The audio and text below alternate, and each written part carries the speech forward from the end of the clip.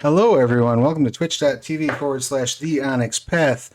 My name is Travis Legg. My pronouns are he and they, and I have the extreme honor and pleasure of being your story guide for our brand new They Came from the Cyclops' Cave actual play entitled Warriors of Legend.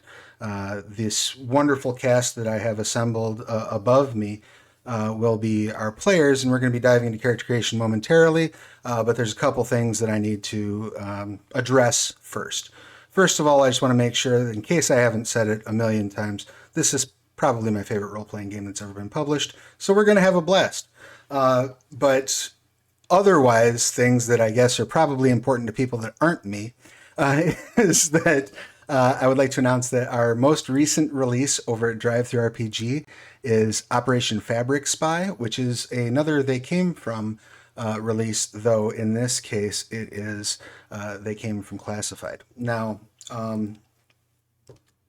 the cool thing about the They Came From games is that you can play them interchangeably as long as you have one of the core books. You can apply things across lines, but also they're just big, huge fun. If you like a genre, for example, we could pick this tasty bit, this Fabric Spy that came out, and we could easily reskin it to run it in Cyclops' Cave as well. They're all interchangeable, which makes it super cool and great, big, huge fun.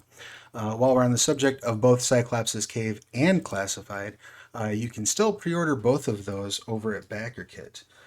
So please, if you've not yet done so, head over there, snag them up. You will not regret it. These are amazing, incredible games.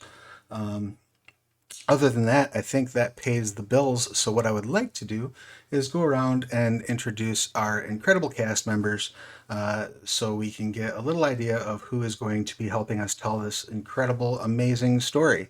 And we will start totally arbitrarily with Millie. Please tell us who you are, what you do, your pronouns, and anything you would like to promote. Holy crap, that's me. Hi. I'm Bunny Hearted, and or Millie. My pronouns are she and her or they and them. I'm a retro bunny girl villain VTuber with a cool slime on my head. I'm here to crush my enemies and eat soup. I just ate soup. I had a mouthful of soup when it came my turn to talk. Going great here. I've watched a lot of They Came From, but I've never played it before, so I'm really, really excited to hop on in. And I don't know that I've got cool things to promote. I'm awesome. You can find me on twitch.tv/bunnyhearted, but also Onyx Path is awesome. You can find me here. So, like, yeah, keep up the good work. These are all true statements that I completely You're a true support. statement. Absolutely. Aw, that's very, very kind of you. Thank you, because I was having an existential crisis before we went live. Okay, good. I'm glad for that. I'm glad we could solve this issue here. I Yeah. appreciate the help. And speaking of existential problem solving, speaking of problem solving, CJ, please tell us who you are. No, you were right the first time. Speaking of existential crisis, CJ is probably the most accurate way I could have ever been introduced. Hi, everyone. I'm CJ. My pronouns are they, them. You can find me at a lot of places on CJ Story, and I will do the quickest, briefest, cool thing coming up for me. If you want to like boss fights, check out Hollows. We've just dropped the quick start over at Rowan Rick and Deckard. It's at rrdgames.com/hollows.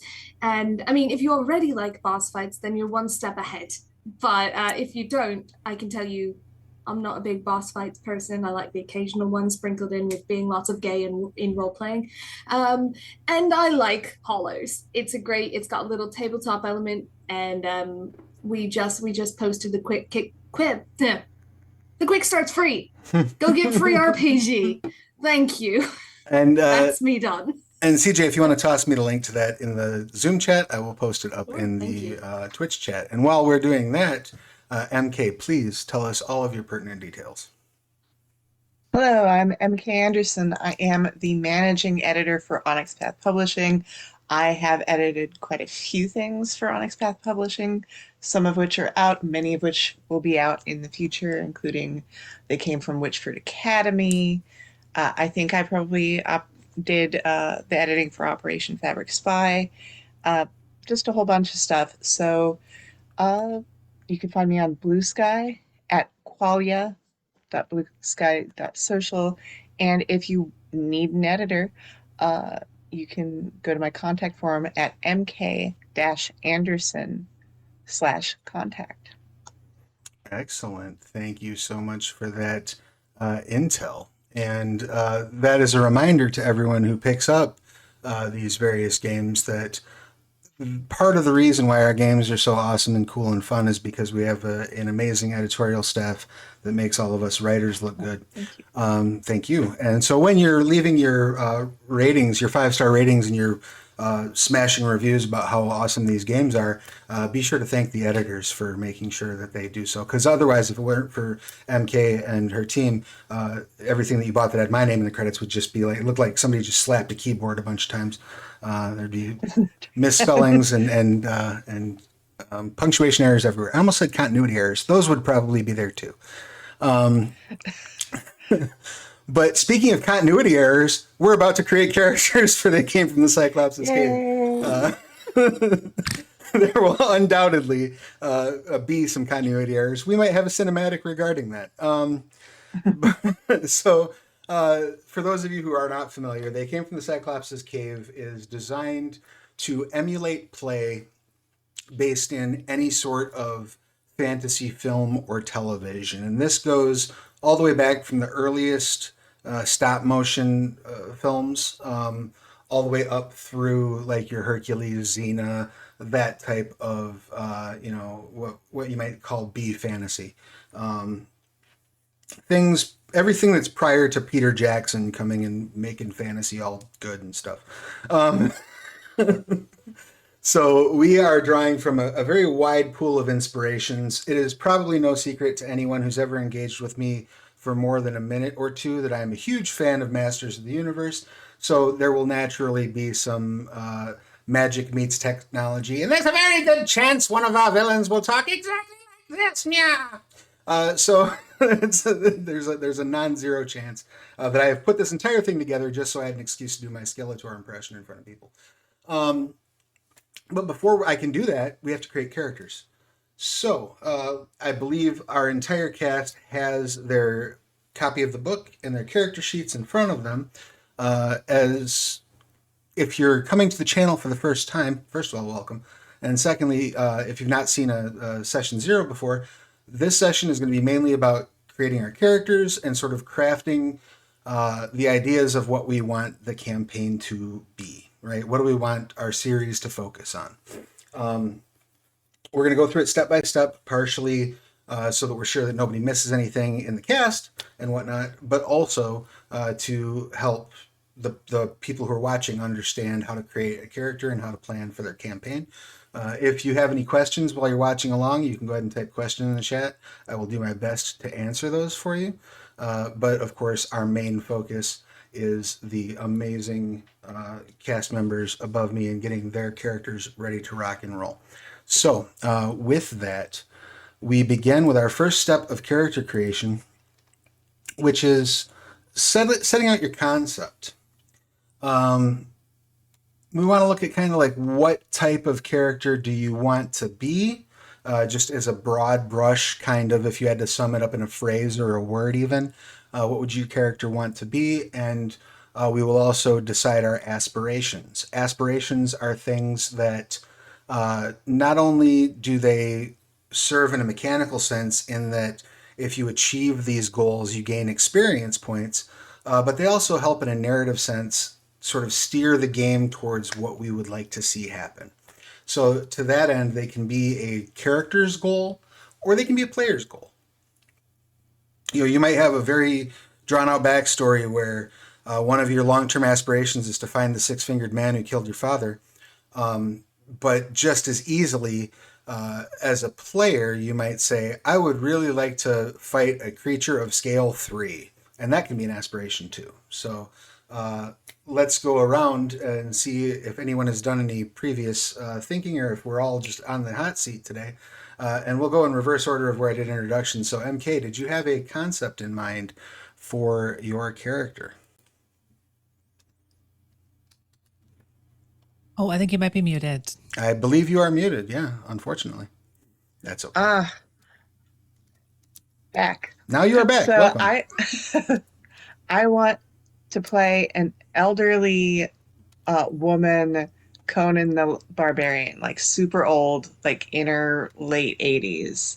So like, but oh, go ahead. I'm sorry.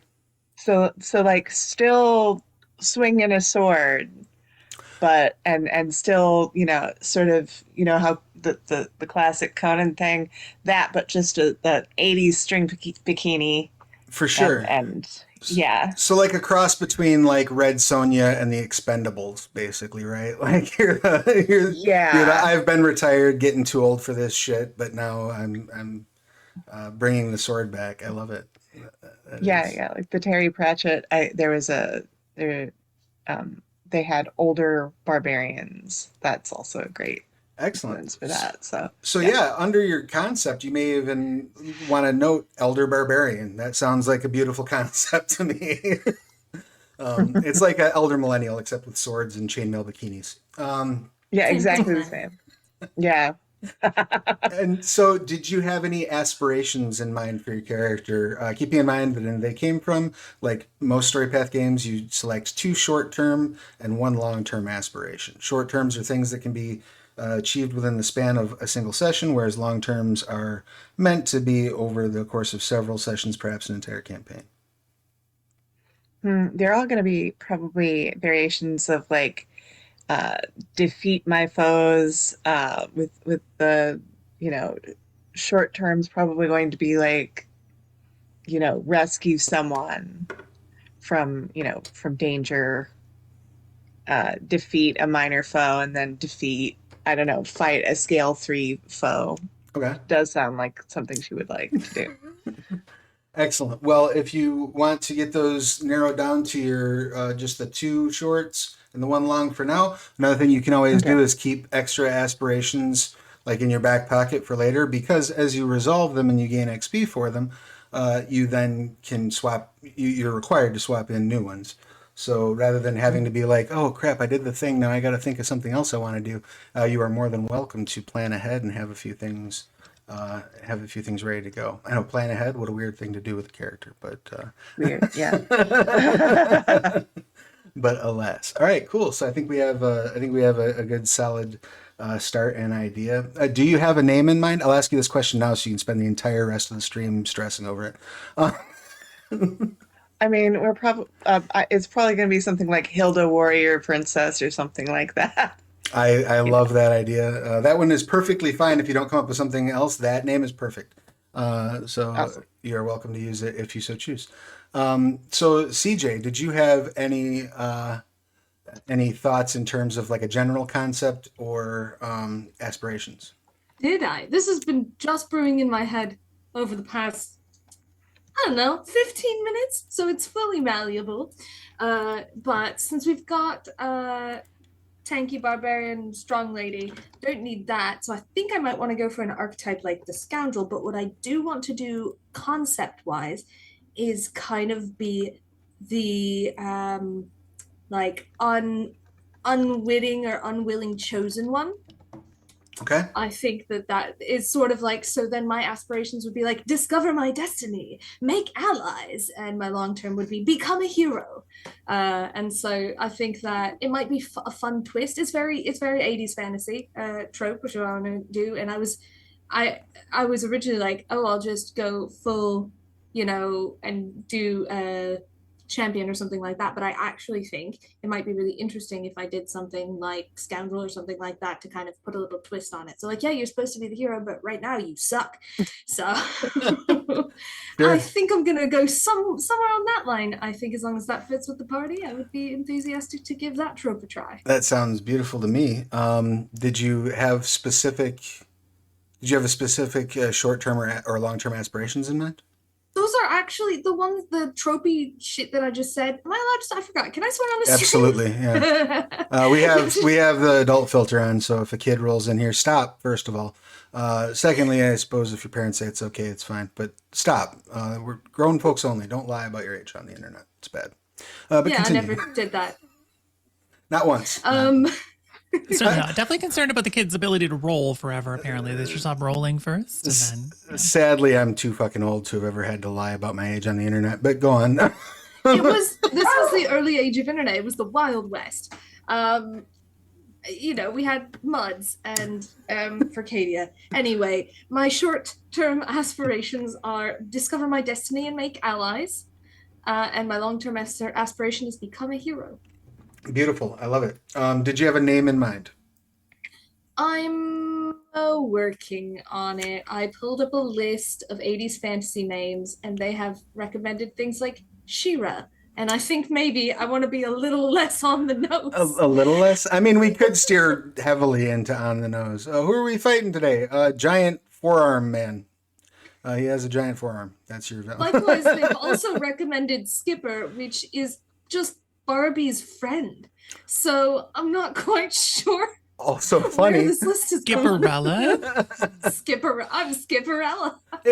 If you want to make any name like an 80s fantasy name, just add a color to the front of it, right? Yeah. You know? There's like Frostine, which I was a little. I'm like, that's tempting, but I almost, given the nature of the rest of the names on the list, I almost feel like Frostine was probably a character in something already. I mean, so that's fair. I'll workshop it. Feel free. And part of the reason I'm asking this now is because I almost always forget to ask during session 0. And then we have this moment at the end of the stream where everybody goes, like, what do you mean we're supposed to name her? Oh, shit. So I'm putting that bug in your ear now so you can spend the whole stream worrying about it. I will share one more. Another one on this list of 80s fantasy names is Whitney. Okay. Sure. Never heard of a Whitney. Right on. The Bongmaster in chat recommended Clobberello, which is pretty funny. So thank you for that.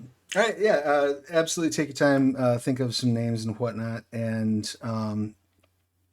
that brings us over to Millie. Did you have a concept in mind? So I've been trying to keep it pretty loose. I had a vague concept in mind, but I'm worried it's maybe a little bit close to CJ's. There was this very, very silly episode of Xena where there's like a Xena impersonator who ends up finding herself, and it's a whole very self-aware episode where they're like, I know who I am. I'm a thespian. And it's real queer and real silly. It's like, oh my gosh, they were roommates, but they were gay theatery about it. So I was thinking of playing someone who has been like impersonating a hero who now kind of has to become a hero. Okay. Do it. Maybe you're impersonating the chosen one and I am the chosen one. So yeah, that could totally work. I'm worried because I was feeling the same kind of archetype, right? Where it's like reluctantly becoming an actual hero while being a scoundrel, that kind of thing. So I think alternatively, I could also be an attempted reformed villain, and I could be someone who was an opponent of MK's character back in the day, who's trying to like do good in the world and be a bit of a mentor to this up and coming hero and not cackle evilly and crush my enemies, but like, it's hard to be good sometimes. And that could be a fun dynamic too. I feel like this is the closest I've ever been in my life to an actual trolley problem.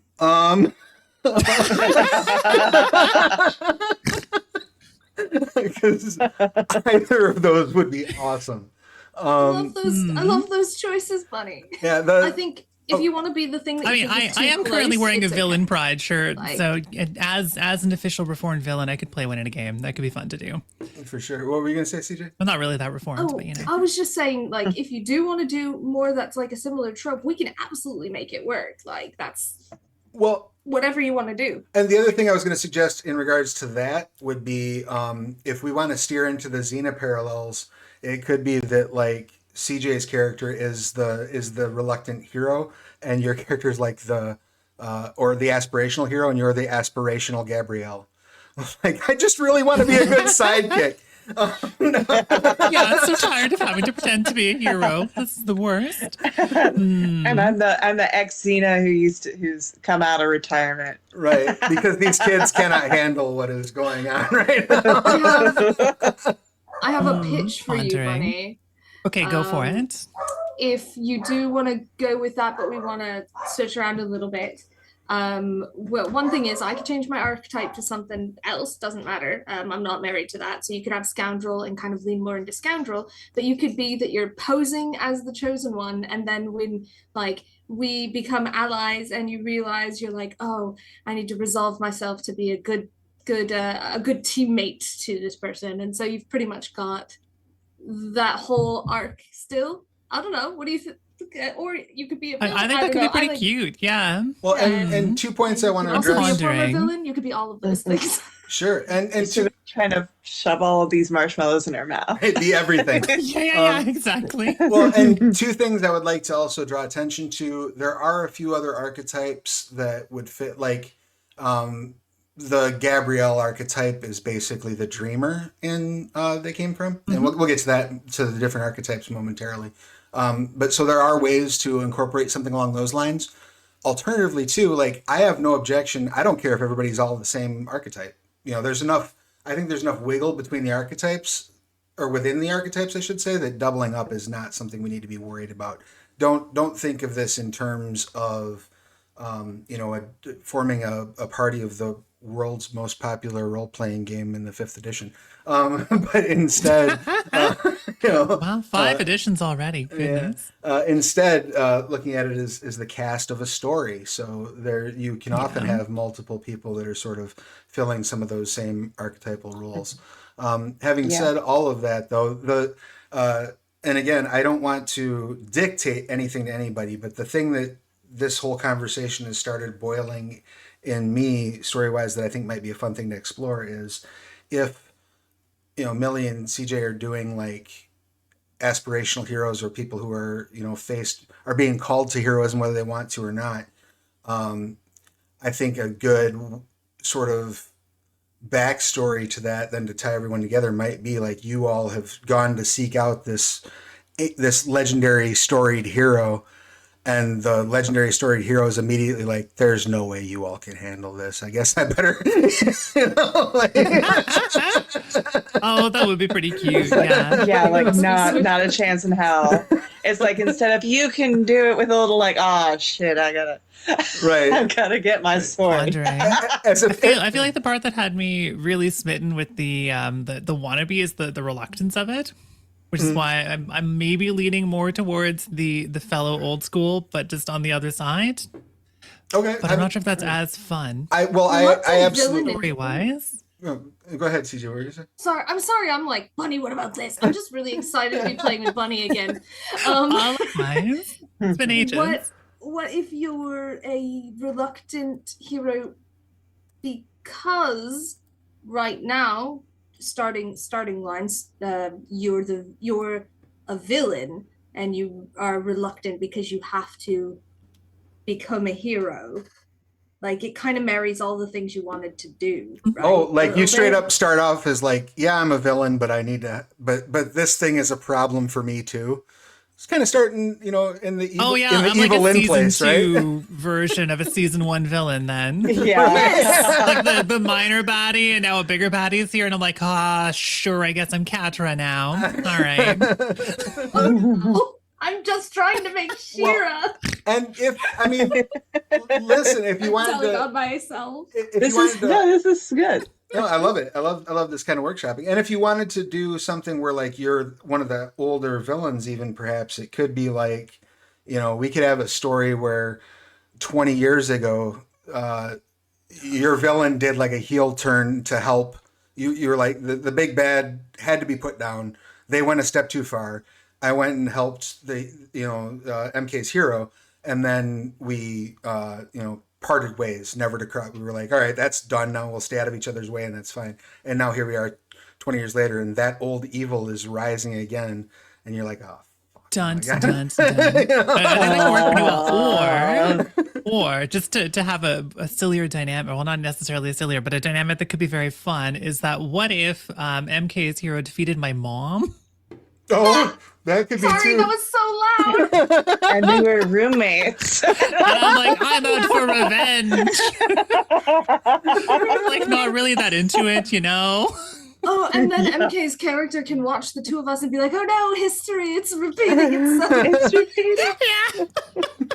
The 80s tropes.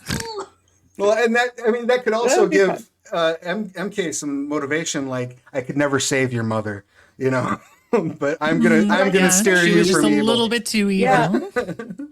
Yeah, I could. Yeah, that would be an easy way to sort of give me an aspiration that ties me to the party.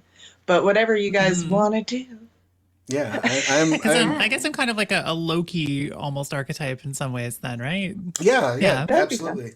That could be Yeah, let's super go with cool. that. I'm the kid of a villain. All I'm right. I totally love off to do that. evil myself, but I'm kind of shitty at it. And also there's bigger problems. Shit. All right, excellent. So you could maybe put like failed or failing villain as your concept, maybe, Yeah. like in the act of failing. And then, what did you have anything in mind for your short and long term aspirations within that framework? One sec. Let me type the concept down first. Sure, absolutely. I will say instead of I'm leaning out of reluctant, because I think that's fun, but I want to give that Bunny, but also because I think having kind of an over eager driving force might be fun. So I think instead of being reluctant for myself, I'm just going to be stupid. Stupid and incompetent hero is always fun. I'm a huge fan of the Inspector Gadget archetype, or anything Bruce Campbell has ever played. Those can be a great deal of fun, which also would also leads us to some more comedic opportunities where like you're just screwing up left and right, and like the veteran hero is like behind, like coming in behind you and knocking people out, like, oh, you did a great job. Like, yes. Oh, I'm really getting better at this. Has taken nobody out the entire time. Right. Yeah, that's what I'm gonna do. I'm just gonna be a bit dumb, I think. Excellent. I love it. I absolutely adore it. All right. So, Pondering aspirations. I feel like a good starting point would be like, spying on the characters and being like, yeah, I'm totally on your side, but I'm going to betray you inevitably. Or at least that's what they're feeling internally. sure, absolutely. Yeah, like And then ingratiate myself it could to be the fun to group. have the moment of the maybe there will be some actual betrayal there. Oh no. But to probably admit that she doesn't actually want to betray them feels like a long-term aspiration. Excellent. Yeah, and you can even frame that as like, so like a short term might be ingratiate yourself to the group. And then another one might be like, prove your good intentions, and good in quotes. And then maybe the long term might be something like resolve internal conflict about evil versus good, or something like along those Yeah, I lines. think that Maybe. sounds pretty cute. Rock and roll. So then I guess we're archetypes on that. Yep. What's the stage all about? Because I was definitely looking at Scoundrel. Yeah. So you get three paths that you get to choose. In they came from the Cyclops' cave.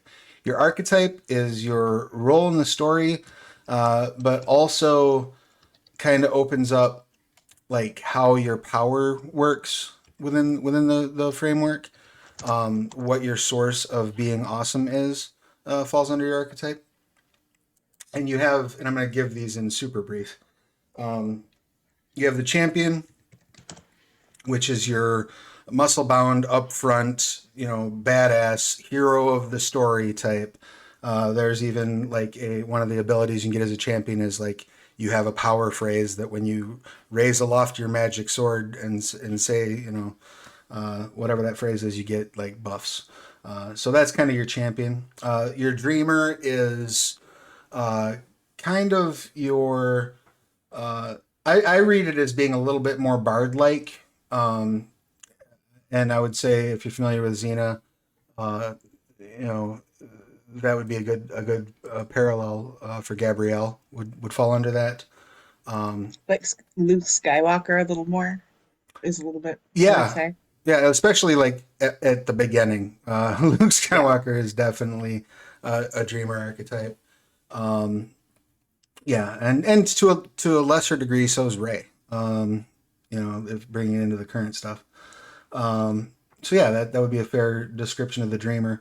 The Inhuman is a character who has some sort of monstrous lineage that they descend from. Now, this can be anything from being a Gorgon to being, one of your sort of traditional fantasy peoples, to being something entirely new that we invent for the purposes of this story. Again, with it being no secret that I'm a huge Masters of the Universe fan, there's going to be a lot of beast folk running around. So if you're like, I want to be a bear person, all right, that's your place to go, is the Inhuman, which rolls us nicely into puppet, which is anything that would be traditionally handled through puppetry or Muppets or things along those lines. So, anything from like stop motion inspired monstrosities or little pieces of tech, like if you've ever seen the original Clash of the Titans, the little owl that Percy's running around with would be a puppet. Again, Masters of the Universe Orko would fall under the puppet archetype, as would arguably Battlecat. So those would be there's a lot of breadth in that particular archetype. The sage is your generally wise wielder of magic, though you can also steer into the not at all wise, just happens to be gifted wielder of magic. If you're looking at like the old D&D cartoon, Presto would technically be a sage, even though he wasn't very good with any of his magic until the very, very end. But by the same token, so would your Merlin type characters, right? And then the final archetype is Scoundrel, which is your Han Solos, your King of Thieves type characters, people who are roguish and dashing and do terrible things and look good while doing it, all in the name of heroism. So given those basic overviews, what archetypes reach out to y'all? I feel like I could go so many directions with mine that I'd like to know what you two want to do first. I think I'm pretty clearly a champion. I think that's probably just pretty straightforward. That makes sense. Absolutely tracks with your concept. How about you, Melanie? What you got? I'm looking at either Inhuman or Sage, probably Sage, but I want to read Inhuman first. Sure, absolutely. I do like the idea of being like a villainous Orko who's not really that good at doing things. I mean, that could be cool too. Yeah. It's like, I will get you with my fireball, casts massage feet. That could also be awesome. Yeah. The like, maybe that's even where like the rift between your character and their evil mother came from. Like, you just were never good with magic, and that your mom couldn't countenance that. Oh yeah, having like an ongoing theme of never being good enough. Ooh, I like that. Yeah. So, for me, I feel like there's a couple of ways I could go with this. One of them is obviously I'm sort of the young protege. I'm the young protege in whatever way. So I could go, oh, the champion, and I just start out bad at it. And we've got 2 tanks, and that's not the worst thing. Or maybe the reason that I'm not necessarily living up to the old standard of this big great hero is because I'm not that exactly. Sure. So I was wondering, the other thing I was wondering is probably what's the next closest archetype to champion, but with some differences, because that would give me I a would chance say probably to. Dreamer. Dreamer is probably closer. Yeah, Uh, the jump from dreamer to champion is not difficult. And if you want to look at like I guess like examples in fiction, at the beginning of Xena, Gabrielle can barely swing her, staff. And at the end of Xena, she's about as tough as Xena in a fight. There's kind of that arc there. Yeah. Also, like your origin and your quest also sort of level up. So those, like, it's only a third of your, yeah. Right. Yeah, I think leaving behind Scoundrel because I've kind of evolved my concept from that. I think the Dreamer sounds like a lot of fun, so I think I'm going to take that. All right. And we also, as we're getting into these, we can make tweaks and whatnot throughout the process. So if you see something that strikes you as cool, and you want to switch, it's not the apocalypse. For now, though, please record your archetype of choice, and we'll get down to what that means once we kind of get the rest of our paths chosen. And speaking of chosen, the other path is your origin path. This represents where you came from. It's your backstory. It's the things that have formed you up until the point when the cameras start rolling. Some examples are the chosen one. It's pretty self-explanatory. folk hero, somebody who, maybe you haven't done any grand deeds, but, around your village, people think you're pretty awesome. Great mystery is an origin path. Like, I don't know where I come from, or I'm secretly hiding where I came from. Hard life, grew up on the streets type of thing. A noble, like you're born in nobility. A pariah who has been cast out of your previous society, or a seaborn. And if I'm not mistaken, the seaborn path in this refers to people who have traveled from a distant land. Let me double check. Oh, no, you were raised on the seas, spending the bulk of your life traveling between major points of interest rather than remaining in any one place for long. So a drifter would also kind of fall under seaborn. Now, excuse me, for the purposes of general play, all of these are example frameworks to show you how the paths work and to make character creation easier. You can always also generate your own paths, and there are rules provided for doing so. But just in the name of not being here until next session, I figure it's probably best to stick to the paths in the book. And if we want to make tweaks, we can do it after session 0, I would say. But having said all of that, is there a origin path out of that list that I gave that speaks to you, Millie? Well, I'll go backwards this time. I'm currently looking at Pariah. Okay, that makes absolute sense given the backstory. How about for CJ? I think I used the exact words chosen one earlier without realizing this was because this is the first time I've played Cyclops Cave. I'm very excited. So I think I should probably take that one. All right, excellent. And MK, what did you have in mind for your origin path? Folk hero. Okay, excellent. So like you started out just, doing some good deeds around a small town, and then your legend built and you achieved these great heights, and now you're like, I'm done with all that. Yep. That's a name I haven't heard for a long time. Yeah, exactly. Exactly. Oh, you should totally come up with like your own like Obi-Wan Kenobi secret identity. Like, no, I'm just an old seamstress. Leave me alone. Yeah. And then you kill 20 villains with like a sewing needle. Please, I need your help. Yeah, I'm Hilda, not a princess at all. Yeah. Or Hilda, not a princess. Yeah, I don't know who General Kenobi thought he was fooling when he said, "Oh no, I'm Ben Kenobi, no relation." I was like, oh yeah, Ben. That guy. Oh yeah, that famous and common last name in our universe, Kenobi. Right, yeah. It's like this. It's like from Smith. the same planet. Yeah, exactly. And lastly, we have our quest path. The quest path kind of defines like what you are trying to attain, what your aspiration is, what you want out of adventuring. Sometimes this can be a choice. Sometimes this can be, laid at your feet or assigned to you. It's up to you really how that exactly manifests itself. But your quest paths are, you have the Argonaut, who focuses on reclamation and retrieval.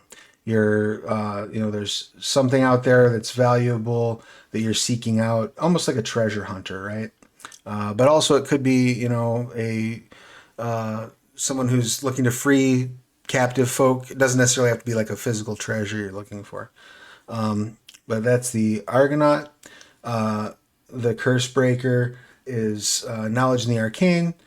Someone who understands magic and employs it and wants to learn more about it, wants to learn the true secrets of the universe, would fall under Cursebreaker.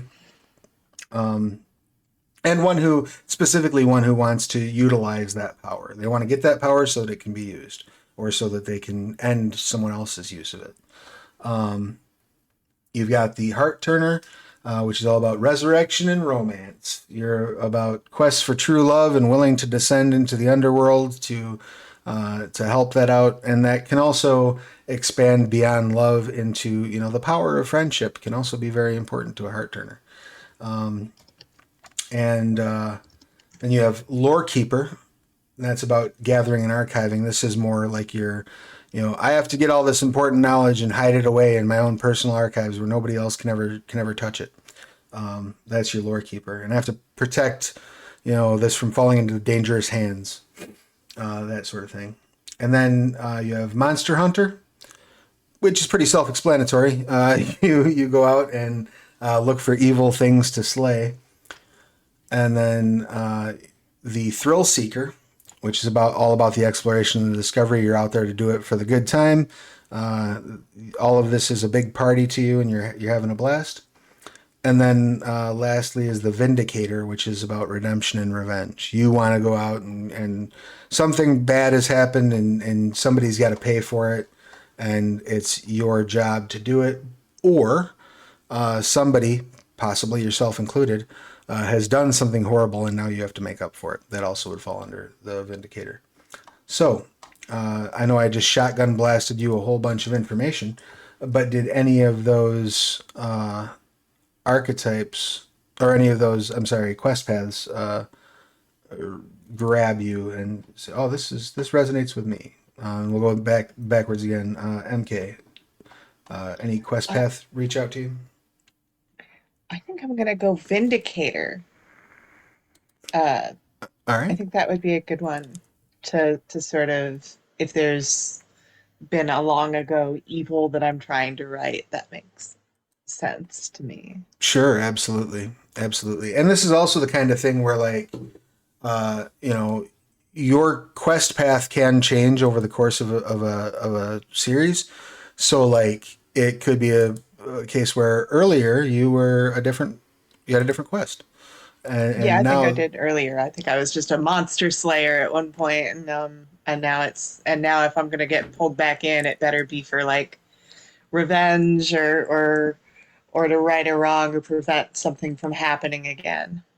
awesome. I dig it. Cool. That makes total and perfect sense. How about for CJ? Did one of those quest paths leap out at you? I'm gonna call last on this because there's a number of them I like, and I want to see how the rest shakes out. All right, excellent. So Millie, how about you? What did you have in mind for your quest? Well, I was looking at both Cursebreaker and Vindicator actually, but Cursebreaker I really love the words for. That's fair. Uh, I mean, and yeah, I'm and wondering. Heart Turner also seems pretty cute. Heart Turner is definitely cute. I would think either Heart Turner or Cursebreaker would work well with the idea that you're talking about sort of having a redemptive arc, right? Yeah. So either one of those could play into that. It's a matter of kind of, I guess, where you want to focus your attention. Do you want it to be more about discovering the power of friendship, or do you want it to be more about a more driven this terrible evil must end, and I have to be the one to end it? I might be more into discovering the power of friendship. Then I would say Heart Turner is probably the way. Because I'm totally a part of that ancient evil, right? We're gonna bring the old empire back or whatever, for sure. I'm getting friends. No friends. I'm getting a very Dr. Horrible vibe from the character.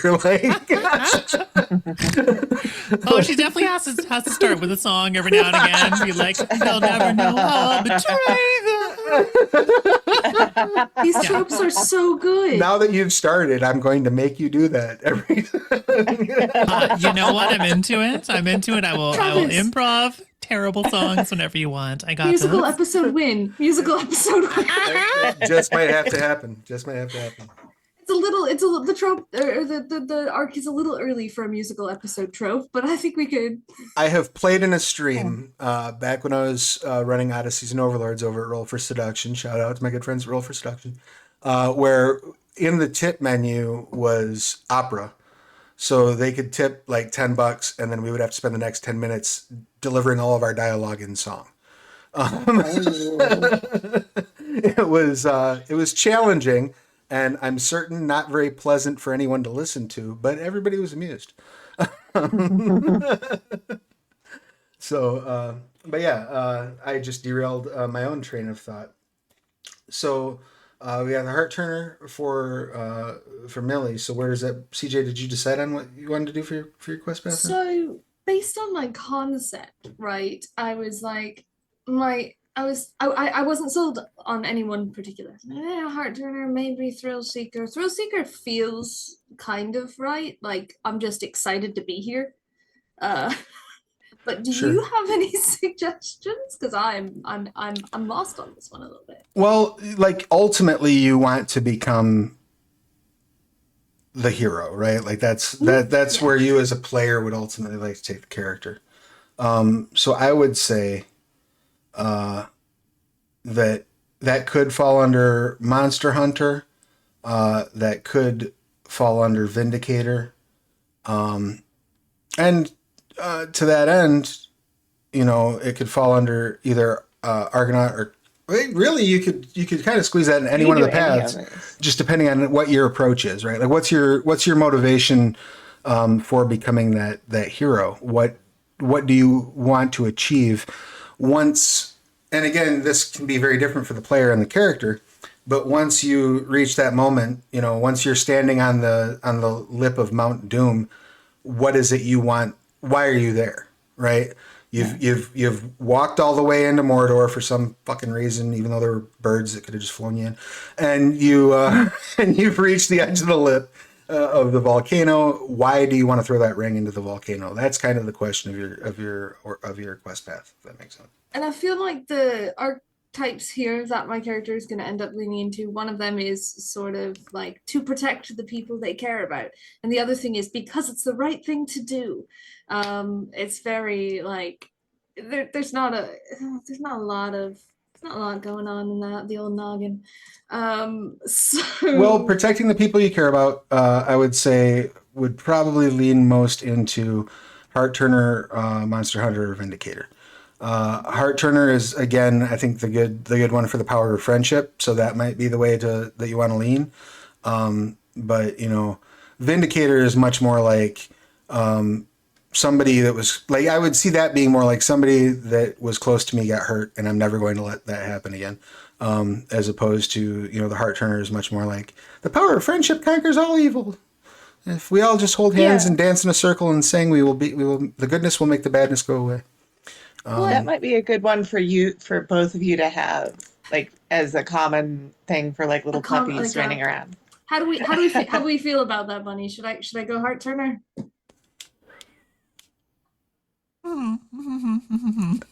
Bunny has a mouthful of soup, but is nodding in agreement. Very spicy too. It's my goal. It's I my am goal to totally find cool with that. every I'm time totally cool you're with that. every time you're eating, Bunny. I'm gonna figure it out. I Please do. I just have the worst. Like I get these moments of curiosity that I wish would never occur to me, but I'm just like, I wonder what Bunny's animation would look like if she nazed soup. It fired out of my nose. Well, I just like. No, not a lot of nasal tracking happening here. I don't have a tracker on my nose. I just have a webcam. That is both fair and unfortunate. But in at the same time. future, in the future, I'll see if we can figure out nose tracking though. That'd be pretty cool. Or Nose tracking. even just something you could Your nose trigger is a that would dot. that would make fluid fly out of your nose, even if if it's not actually that. So I somebody, feel like all pay I got somebody is like $100. that's about it.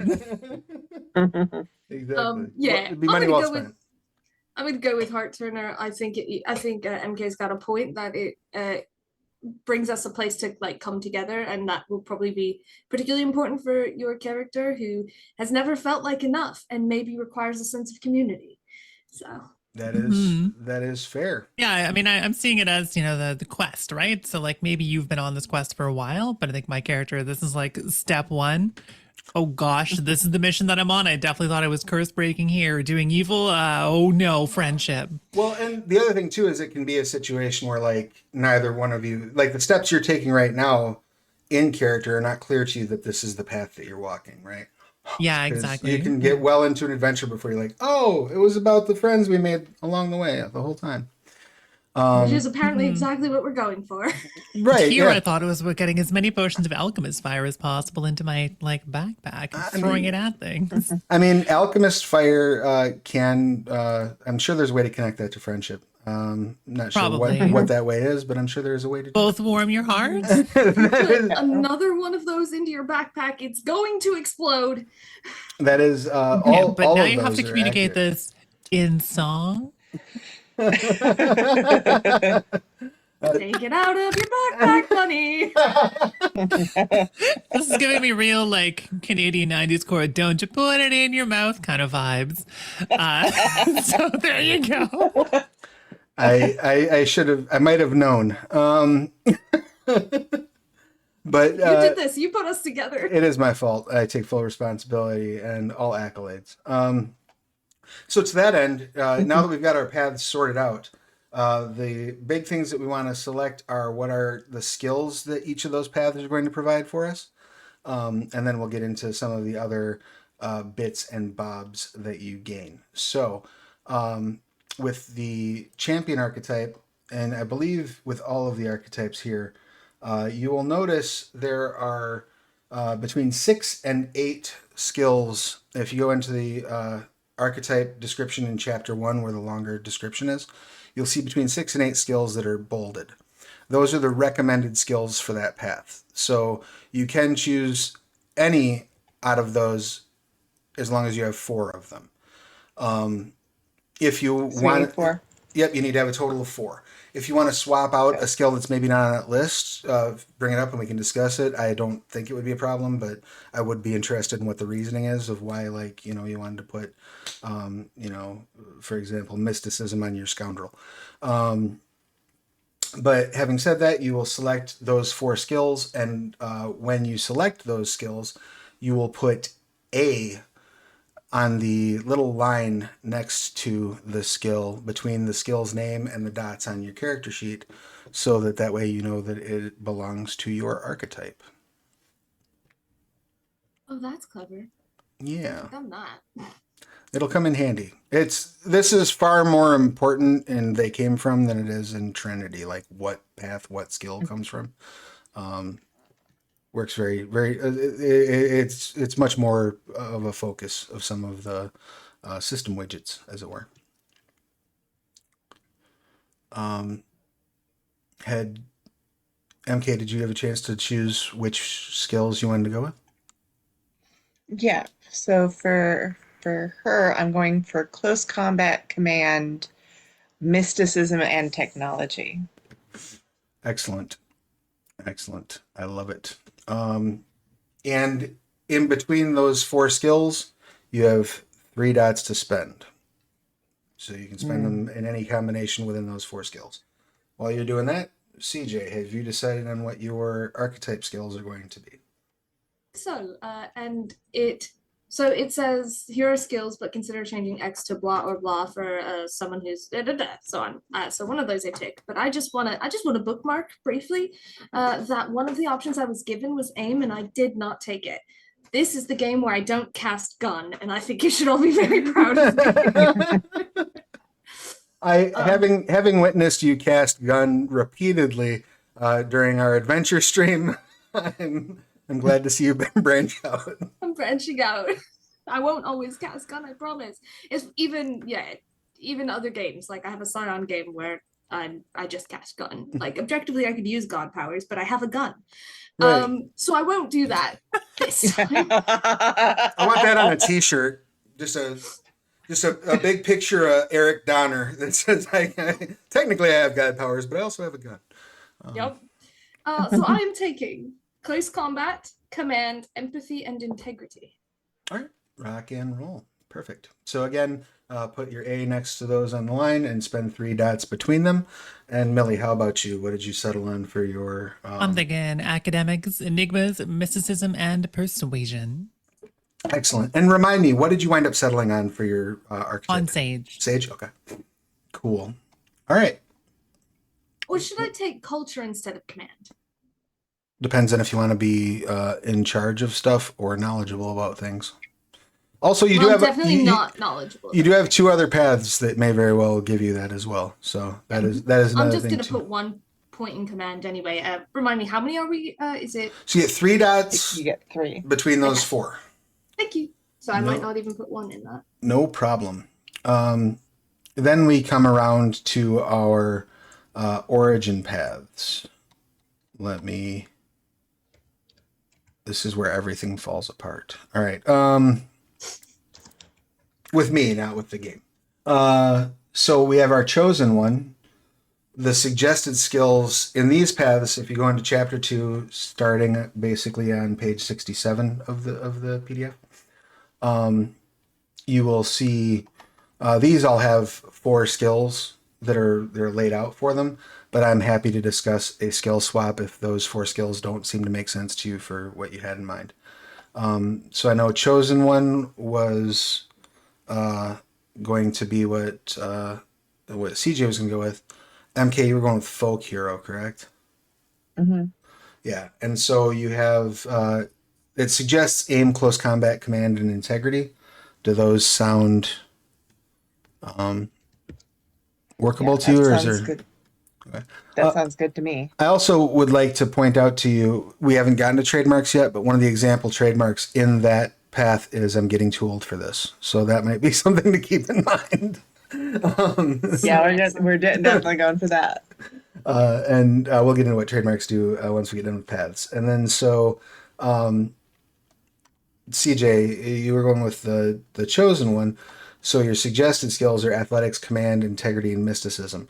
So, for example, if you want to keep command as one of your path skills, but move the path skill from your archetype over to culture, you could do so. You just want to make sure that you're I'll spending do the that. points right. Okay. And then how many of these am I choosing, or do I just So, get the 4? No, again, you'll mark those 4 skills with OR or just O. Yeah. This is one of the wonderful They Came From games that every path has a different starting letter, which is nice. Makes it a Oh, little that's easier to exciting. track on the character sheet. So you can put O next to those skills, and you'll have 3 points to spend among those. Brilliant. That's what I am going to move command to culture just in case I grow a brain sometime during this campaign, That is fair. but not put any points in it, and then do athletics, command, mysticism, and then integrity kind of doubles up for me, which feels right. With the thoughts you were thinking, you could be another Lincoln. How about Millie? What? Quote Wizard of I Oz did. at me. Yeah. Mockingly, in fact, I quoted the Tin Man at you. And the fact that you had to check just proves my point. Wow, I'm not in character yet, Travis. Oh, this is getting Wow. personal. All right, so all of our characters are pitchforks. I'm just trying to make sure you're all motivated and understand the pure level of evil that the antagonist that you're going to face. Of course. Capable of. mocking Speaking me of pure with levels of Wizard evil. Oz. Yeah, right. Oh no, they'll be bald and behind a curtain. Exactly. Precisely. Could be worse. Dun. Okay, so I think that the suggested skills are culture, enigmas, medicine, and technology. I think most of those actually have overlaps for me. How bad are overlaps in the system? Not bad at all. They're fine. Yeah, it just means that you have more Awesome. avenues by which to get things cheaper and more avenues to draw from trademarks. I generally like my story path character creation philosophy, and this is just literally like me as a player when I'm making characters for story path. I tend to figure that if I have 2 or 3 paths that all offer the same skill, probably important for me to spend dots in those skills, right? I think that makes a lot of sense. Well, I will not take culture because I feel like I should be an uncultured being, so I'll go with the rest. All right, rock and roll. And then that brings us down to our quest paths. MK, what did you settle on finally? Was Vindicator, right? Yeah. Awesome. And I'm going to swap out one of them for ride because I figure I should be able to, be on a horse. Sure. Yeah, and you already have access to aim and close combat and integrity from your other paths, right? So Yes. any one of those that you wish to swap out in exchange for ride, I'm totally fine with. Cool. That works for me. Just make sure that you put a Q next to the path skills that you've chosen there, and you have your 3 points there. Got it. And what did you wind up settling on for your quest, CJ?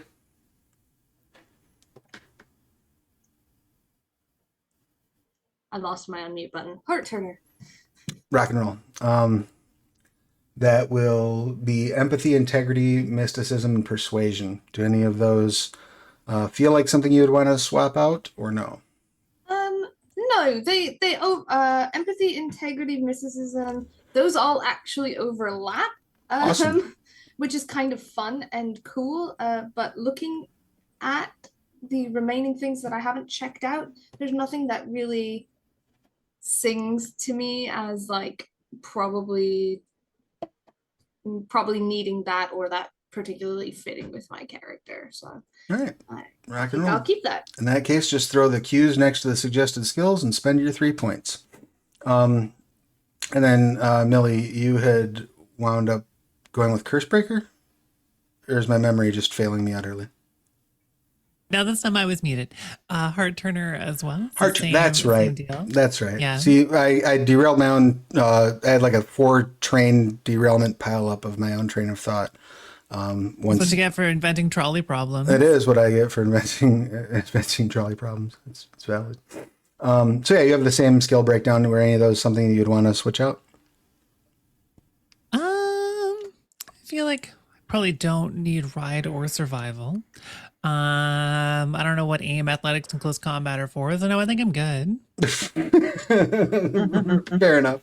Go ahead and throw your Q on those skills, and we are good to go. And that brings us to our next kind of step of character creation.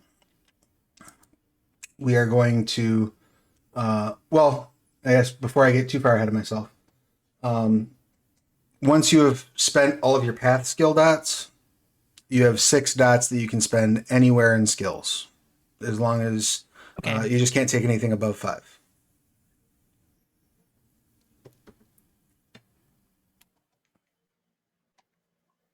Do we do that now? How many? Yeah, you do it right now, and you have 6. Cool. So when it's all said and done, you should have 15 dots worth of skills. Okay. I figure somebody should have some persuasion or empathy. I do have 2 to start in each of those. That's good. Yeah. That's, yeah. It gets I don't to be a little wanna- bit of a problem. I don't want to like I want to grow my like combat skills a bit and stuff like that. So Though, and I am not. What's Go the ahead. final total we should have? Sorry, 15. 15. And I was going to say, though, I'm not suggesting it for this game in particular, but a group of heroes running around with no empathy and no persuasion would be a comedic goldmine. Or a D&D group. Or a D&D group, right? Yeah, exactly. Whole village is on fire. There's like in my way. one child survives holding like a smoldering stuffed animal, and the heroes are like, "We saved your village, kid." On to the next one. You know, like, yeah, that's it. Where do all of these villains keep coming from? Out for revenge for some reason.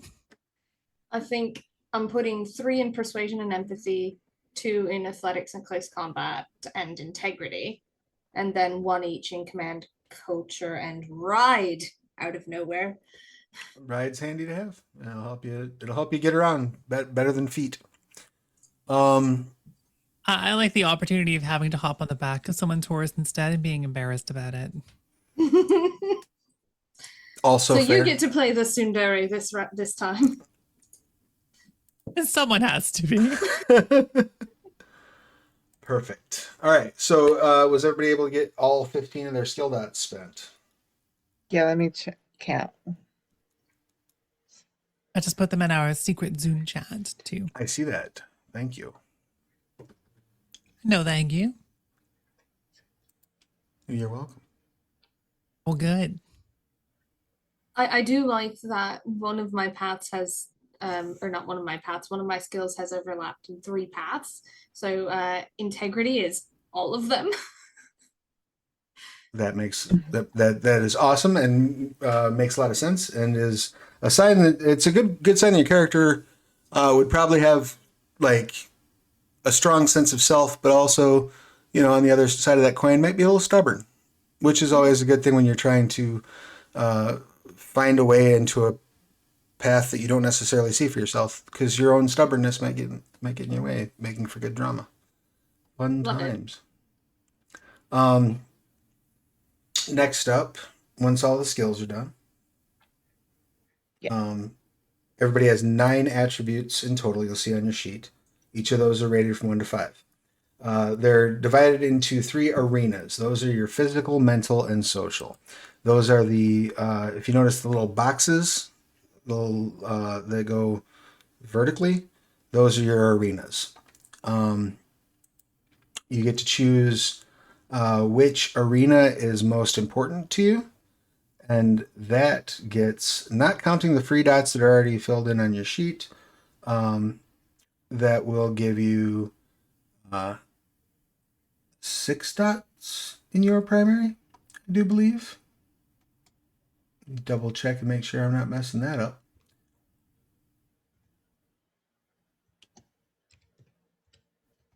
Yep, you get 6 in your primary, 4 in your secondary, and 2 in your tertiary. Yeah, standard story path breakdown. Every once in a while, I get real paranoid that I'm forgetting something. I think it's Scion that's done that to me, because they have a bunch of weird rules.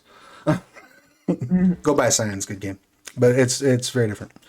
So yeah, you're 643 or 642. I'm sorry, in your attributes. So, MK, where are you prioritizing? I think now this is not favorite approach. This is arena, right? This is your arenas, yeah. Okay, so I think probably physical, mental, and then social. Okay, rock and roll, rock and roll. How about you, CJ? Do you have any? Oh, go ahead. What was that? 642. 642. You said? Yep. Okay. 642. How about you, CJ? Do you have Flip-flopping between, I think it's going to be physical, social, mental. Mental's definitely at the bottom. that fits perfectly well with the concept as you've described it. Cool. And then how about you, Millie? What you got in mind? I think, physical is definitely at the bottom. But I'm debating whether social or mental would be the primary one. I feel like typically mental for spellcasting stuff, but I know this is a more flexible system. So I'm like, It is a little more flexible, I don't know. and there is certainly a precedent of the, I guess, villainous hero being super charismatic, right? You look at your, I feel you kind of have to be to live that long. right, exactly. If you look at, again, Evelyn in Masters of the Universe, or was it Cersei in Xena? Or not Cersei. Oh gosh. Starts what's with a her C name? though, and it's I know who you mean. killing me Yeah. that I can't think of her name. Yeah. I will think of it 5 minutes after stream, and then I will go post Yeah. it on my Twitter. We'll all yell it out simultaneously. Yeah. Callisto. Oh, yes. Right. Yes! Thank you. That's going to drive me bananas. All Well, right, speaking of bananas, I guess I do typically go socials primary though. So yeah, I'm going to go mentals primary, but I'll put some stuff into like composure and stuff. We'll do that secondary. We got this. Rock and Let's roll. be. I decided on physical first, social second, mental third. Wonderful. A brick house. A shit brick house. a thick brick house, and with both with a CK and with a CC. She's a brick. House. Exactly. All right. So once you've got those, then you get to decide what is your favorite approach. That is the lines that run horizontally along your sheet: force, finesse, or resilience. When you decide which one it is, you can mark that on your sheet, and you may add a dot to each of the attributes in that approach. If that would take your attribute above 5, you may spend that bonus dot elsewhere in that arena. Make sense? So because you can't have anything above 5. Well, the checkbox for this is a text box. Oh, you know what? Again, this is where the minute differences in story path games work. In this case, if you come over 5, you actually move it to another attribute in the same approach. So instead of in the same arena, it's in the same approach. Good to know. Yeah.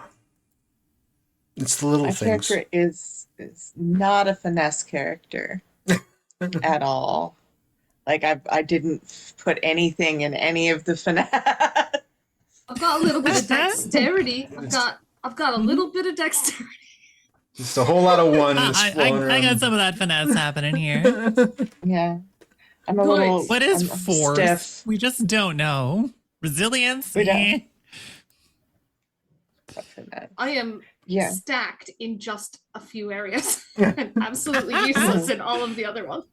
That's it. Min-maxing is funny in this game, so it's good to have something funny happen, which is Yes. failure. Always. Yes. And being really good at 2 things and comedically terrible at everything else is a good fodder for amusement. So once you have all that spent, because there is an optional rule that is included in they came from the Cyclops' cave, which I'm going to enact. Divine fate often crosses paths with characters, which can be kind, granting you power that you would need to pull through before you've ever left the dock. I'm going to bestow this on you, giving each of you a single dot of an attribute that you can put anywhere you want. Just can't take things over 6.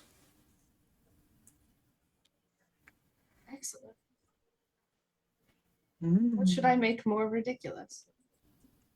Actually, I might make myself middling in dexterity. It feels pertinent.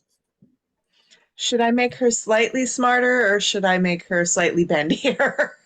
I mean, a long life does tend to lead to accumulated knowledge. Would be my input on that, but Yeah, Take and that for and what makes it's you less bendy. True. also true. Yeah, you get that arthritis. My doctor told me I have arthritis, and I aged 20 years when I heard that word. I was just like, "Ah!" Oh. That's not It's true. fun. I'm Yeah. sorry. I got told that early enough that I might just be, I might have been born old. Oh, Not that, sure. that could be. You're an old soul, and you're carrying it in your spine. Soul. And by soul, I mean joints. Yeah. Like your joint popping break. It's the sole of your feet, right? The Right. big crunch zone, maybe. Yeah. Yep, old soul means fallen arches. All I right. say as my Yeah. neck cracks, cripes. Ugh. So now we get the fun stuff. You have spent all your points for your skills and whatnot, right? Mhm. So now we're going through and we're picking our trademarks and our other fun widgets that we get. So your trademarks, the way that those work is they're a phrase that you attach to a skill or an attribute. If you can, once per session, you can if you can incorporate that trademarks phrase into what you're doing, be it in description, or even possibly the character says the phrase or whatever, you get 2 enhancement on your roll, and if you get 3 or more successes on the dice, you can take directorial control of the scene, which allows you to basically, it works a lot like dramatic editing in Trinity. You can alter aspects of what's going on in the scene if you get the dramatic or if you get directorial control. Each of your paths will list suggested trademarks. You're also free to make up your own, and we can discuss what those are. And I apologize, it's not 2 enhancements, it's 2 additional dice when you roll. Yeah, because they came from often adds and dice rather than enhancement. Right. So How many of these do we get? I'm just looking to double check. I believe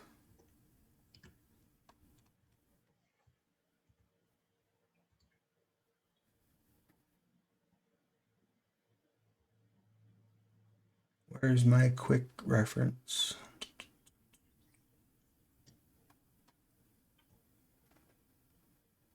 Oh, you get 4 trademarks to start, 1 from each path, or 1 from your origin, 1 from your quest, and 2 from your archetype. Okay. Okay. 1 origin, 1 quest, 2 archetype. Yep. Okay. Origin, quest, archetype. Okay. Oh, the Pariah one actually has that Obi-Wan. I've not heard that name in a long, long time quote directly here. Yeah. Given who all worked on this book, that surprises me precisely 0. I'm not sure what a couple of these mean. But like, go I say, be gone. I guess it could be very flexible. Yeah, I mean, you could use that in any situation where you are, commanding somebody to leave. Now, that could be a very serious, like, I'm going to intimidate these evil ogres. Okay, I'm going to use that trademark. Alternatively, you could use it, if you're in a situation where you're flirting with the city guard to try to get your friend out of a jail cell, you might say that same phrase under a completely different context, and it would still work were it tied to, say, presence, right? So, because remember, your trademarks are going to be tied to either an attribute or a skill as well, right? So it's got to work within that context, but you can engineer some sort of flexible ways of doing it, probably more so if they're tied to attributes. And so it's permanently tied, right? So I'm choosing it right now that it's what it's tied to? Okay, yes. Awesome. Let's put that to... Where are the trademarks for the folk hero? So if you go into the paths, if you... It's on in page the character 67 or so? Yeah, starting on page 67, the example trademarks are listed right there in the path breakdown. And again, too, you can certainly pull different ones or make some up. The origin and quest paths don't list the suggested connections for those the way that the archetype paths do. But if some of them I would think would be relatively easy to pick which one you want to connect it to. But I'm also happy to hear like any ideas and whatnot in terms of unconventional ways to connect things. I'm getting too old for this, or it's either I'm getting too old for this, or I'm surrounded by kids. It's either one of them. I mean, would be really good. That's both of those would be true. Yeah, I think I'm surrounded by kids is one I haven't heard a lot, and it's gonna be true. so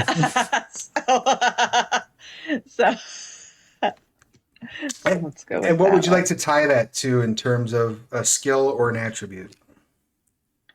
Do I get just one? Yep. Or just Each trademark ties to 1. Okay. Now, for down the road, you can absolutely buy more trademarks with experience points. So, like, if you wanted to load up all the trademarks from about being old and tired, you certainly could do so. Okay. So let me just get this straight. So for the archetype, do I get all of the whole kit and caboodle that's listed there? Might, athletics. No, you pick one. Just one. Yeah, those are just those are your recommended options to make things. And a I little can bit. I can tie it to an attribute. Yes. Yeah, absolutely. Okay. And you don't necessarily need to tie the ones that are listed under the archetypes that have slightly more detail. You don't necessarily need to tie them to what's listed there. Those are just recommendations. Okay. What would be a good one for I'm surrounded by kids? Like, what would that summon in me? Possibly composure? It could be a composure one for sure. I would say any resilience attribute that might tie well to. Yeah, that's true. I'm gonna go composure because I'm a little weak in composure and the rest are maxed out. So I think Excellent. I'll go for composure. An opportunity to build some more dice by lamenting the fact that you're surrounded by little whippersnappers. That's right. Beautiful. I dig it. And then did CJ, have you figured out any of your trademarks yet? I went off the deep end, not off the deep end. Well, debatable. But Long ago that ship sailed when we sat down to play this game. I went up to my archetype first, and I picked 2 out, and then I couldn't remember which one I get 2 from. Archetype. It's 2 from good. archetype. I picked my 2 archetypes. Beautiful. Which ones did you select for your archetype? A stranger is just a friend I haven't met yet, Awesome. which I will tie to empathy. Perfect. And then don't give up. But I'm not sure which one I want to tie that to. My choices are command, integrity, or resolve. Maybe integrity. I think that what's important for me, and you can walk me through this if my brain is working in the wrong way. Anyway. No such thing. No such thing is wrong, only different. I'm hoping that don't give up is something that I can do for other people more than I do for myself. And I feel like if I was doing it for myself, I'd maybe want to pick resolve. But being able to say, like, don't give up to someone and it work, I feel like would be more command or integrity. Sure. It would probably be more command because integrity is more internalized. Yeah. You could also tie that to presence or manipulation even. I won't tie it to manipulation because I would be setting myself up for disaster. I cannot manipulate for the life of me. I mean, there are some very famous sci-fi and fantasy heroes that would have a terrible manipulation score. Han Solo, for example, would have a manipulation of 1. What about... But everything is fine here. How are you? What about persuasion? Persuasion would be fine too, yeah. That's what I will do. Rock and roll. Thank you. No problem. How about you, Millie? Any of your trademarks been sorted out yet? Yeah, I've got 4 down right now. I'm debating a couple of them still. But what I have right now is for my origin, I took Go I Say Be Gone, which I attached to mysticism. Sure. For my quest, I took Let Me Prove How Committed I Am, which I tied to manipulation, which Nice. I quite like the combination of on that one. And then for the archetype, I've just the thing for this tied to cunning and knowledge of centuries tied to enigmas. Beautiful. Awesome. That all sounds very solid. Were you able to sort out? Sound very solid. Oh, thanks. Were you able to sort yours out, MK? Yeah, I've got, I don't even know if this is a thing I can say. It's Ancient Art of Training Montage, which I love it. which is tied to might. I'm surrounded by kids, which is composure for folk hero, and then quest for vindicator. I'm thinking I might have to make a couple up because they're not quite correct because I don't have like a father. Sure. You killed my father. So something like evil shall not prosper. That would be great. Yeah. Evil shall not prosper would be perfect. So that would probably be, I'm trying to think of what that would be. That would probably be might as well. Yeah. But I've already got one for might. Alternatively, you could tie it to like a stamina. You know what I mean? Yeah, like stamina is a good one. I'm not gonna quit here. You know, like. And then the last one, what would be a good one for a vindicator? Because I'm still kind of thinking of the very last one, like I'm trying to think of because I don't know what enemy we're gonna face is the thing. So it's either something to do with. I mean, it could even be like not again. I mean, that could be for sure. Like, oh no, not again would absolutely work. Another option would be like if you think about it in terms of drawing from like 80s cartoons. Yes. And you know how every episode had a lesson. Like any of those lessons could be your trademark. And that is one thing that I haven't mentioned it to y'all yet because it's something I was still kicking around in my head. But one of the options I am thinking about doing for this campaign is for us to try to come up with a lesson at the end of every episode. Oh my God, I came up. It was inside of you all along. which is a flexible. That is flexible, yeah. Yeah, so. I mean, so we're going with it was inside of you all along. You didn't tie that to larceny. Please tell me you didn't tie that to larceny. I could. What? Okay, I have to. So for it could be survival. Close combat. It could be command. It could be what would it be? Okay. So it's a quest thing. Does it have to be something to do with? How about we make it a presents thing? Because Yeah, presents would be great. Whatever will get us out of this. Okay. Okay, we're done. I added my last two. Please.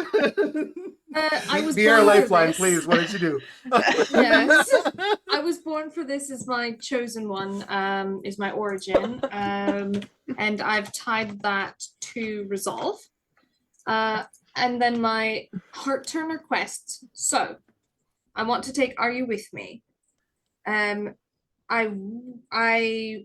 think it would be better. I think Are You With Me is better for persuasion if I can say that don't give up is empathy instead. Yeah. Okay. That all works for me. That's all good. That's what I'll do then. Don't give up will be empathy. Are You With Me, which is my quest, is persuasion. And then I was born for this is my resolve from my origin, and a stranger I just haven't met yet is also a archetype. So I did it. Rock and roll. So just to double check where we are at in the character creation process, we have now finished. Everybody has their trademarks. Everybody has spent their skills, attributes, paths, all that fun stuff. Our next things are going to be our relationships and connections, and then our final touches. We are at about halfway through the stream right now. So do you all want to take 5 to handle any biological and technological needs? And then we'll come back momentarily. Yeah, let's do that. All right, excellent. If you're watching I like that this, you include technological needs. I appreciate it. well, you know, I'm a fan of the Borg, and yeah. Well, your biological and technological distinctiveness will be added to our own. You'll become a VTuber in time. Don't worry about it. hey, listen, if you build We're me, contagious. you build me a icon, I would VTube all day long. Travis, I totally would. We should talk about that Yeah. sometime. It's not. I have too many commissions in the queue that I'm behind on already, but I would very much love to. It'd be fun. Someday. I think you'd come up with something really creative. I'm so. sure we would have a Yeah, I blast. just made me, so I don't know. It's a shame that my schedule has gotten in the way of the Star Trek one, or else I would make me a Ferengi. Oh my gosh. Okay, but like then I wouldn't have to model hair. Oh, I'm so tempted. The ears would be really fun to make. All right, humans. We be will be back. floppy. We'll be back in about 5 minutes or so. If you're watching this live, just hang out and wait till you see our pretty faces. If you're watching this in replay, fast forward till you see our pretty faces, and we'll see you momentarily.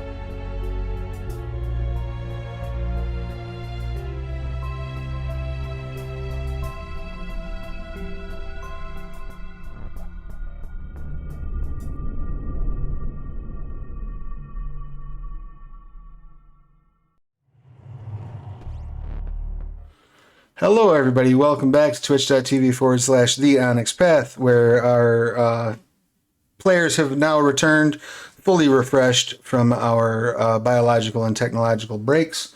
All is right with the universe, and we are ready to resume our journey into character creation for They Came from the Cyclops' Cave. Before the break, we had gotten all the way up through skills, attributes, paths. All that stuff is handled. We are now on our 6th step of character creation, which is relationships and connections. So you get, there's basically 2 levels to this. The first level is defining your relationships to one another and assigning a value to them. These relationships are generally, you'll have the person, you'll have a word or a small phrase that explains kind of your attitude towards the person, your attitude towards that relationship, and then a number. Because we have 3 players, you would get a level 3 intensity to one and a level 2 intensity to the other. These can be positive or negative, and they can change throughout the course of gameplay. But we want to set kind of what the basic dynamic is with people's relationships. Which does bring us to the question of, do we want to assume at the beginning, do we want your first group meeting to be on camera, or do we want to assume that that has happened in the past? Because that can also affect some of these dynamics, right? I tend to prefer that we know about each other at least, because it seems to start an adventure a little faster. Sure. But I might not know you well. Like, I could just be this old woman who putters around a village or something. It could very well be, if you're comfortable with it, it may even be that you know them by reputation. You know what I mean? Like, you know enough about them to have formed an opinion, but you don't you're not like tight with one another. And that would also make sense too in terms of like your character having kind of a legendary vibe, right? It would help inform other people might have these ideas of you based on the legends they've heard, which then might shift in play. Like, what do you? She did what? No, she didn't. So I probably go for it. I would think that would I know that Bunny's character, that would I know your character's parents or your mom was evil, or is it going to be a shocking twist? I feel like you probably would. I don't think this is gonna be a very subtle character. I think very much, at least appearances wise, the apple probably doesn't fall very far from the tree. So probably -2 for you. Potentially. Sure. Yeah, because Although, I mean, I guess my character's mom was defeated, right? So, I mean, I probably have a lot of like grumpiness towards you because you left me like abandoned in fantasy foster care systems or something. Yeah. So you might have it like you might have like a -3 to me. Like you might have, a level 3 connection, like, which is not, which is like, ugh, Yeah. like And I'm gonna these can kill change you over when time, you back right? turn. Yes, They exactly. can change over Yeah. time. They can shift, or you can even like pivot the phrase that the relationship is tied to, right? So it can go from like Right. Okay. and also remember, we were plugging into the 80s cartoon vibe pretty hard here, so you can very much be like, like your relationship might be curses, Yeah. Exactly. Like that frustrating old woman keeps making me fail. Yeah. And yeah, my defeated my enemy. villainous schemes. Exactly. Like I don't think I'm gonna um, give you like a full -3 because it's like you're not your mom, but Yeah, but like I'm yeah, probably certainly stark you're a reminded. bad seed. Yeah. Yeah. As far as like when we started, I think we should all know about each other, and maybe some of us have interact with each other, sort of thing. But this is no, I think probably one of the first streams where I've been in the sort of session 0 setup where I'm like, oh, it might actually be interesting to watch them come together. Usually I'm like, let's just skip it. But like I'm like, I see an actual like story arc here. There's actual That's true. there's potential here that goes far beyond the so you meet in a tavern. right. Right. Yeah. Like I'm just thinking like kind of as we're talking about character concepts, like our first session might very well involve a bit of Millie and CJ's characters like hunting MK's character down for help, you know. Or Like- for totally different reasons. Right. Right. Yeah. And I guess that begs the question, Bunny, do we know each other? Are we friends but you were secretly born to evil mom? Are we enemies? Because I know that you're the bad guy. Like, what's that? I What's kind our of like us dynamic? both having independent quests involving MK's characters. So we're maybe we meet on the road. It's a long journey. We become friends along the way because we're both looking for this person. We both assume the other one has the same intentions. Mm-hmm. Mm-hmm. Mm. I Where I'm like like, that. clearly you're out for revenge, and you're like, oh, you're an up and coming hero. Well, And we never talk about it. and Not until that fatal moment where we both show up, and I'm like, pulls out a magic wand. What are you doing? Yeah, Well, I like I'm this. up for I'm up for I'm up for like initial, maybe not PV. Well, if it goes to PvP, we're cool. Fair enough. If it does, I fully intend to lose. Well- yeah, no, would Yeah. not put up much of a fight on that. But like the prospect of coming there to do nefarious stuff and then choosing not to, but just going, I will betray later when it's to my advantage eventually, maybe. I'll come along for now. Yeah. It's fun. well, and one thing So that oh, sorry, did you have something? Oh, I was just I gonna was- say, Bunny. Oh, sorry. Go ahead. Sorry, we're all so no. keen. I was wondering, how would I have like a +3 connection to somebody I hadn't met?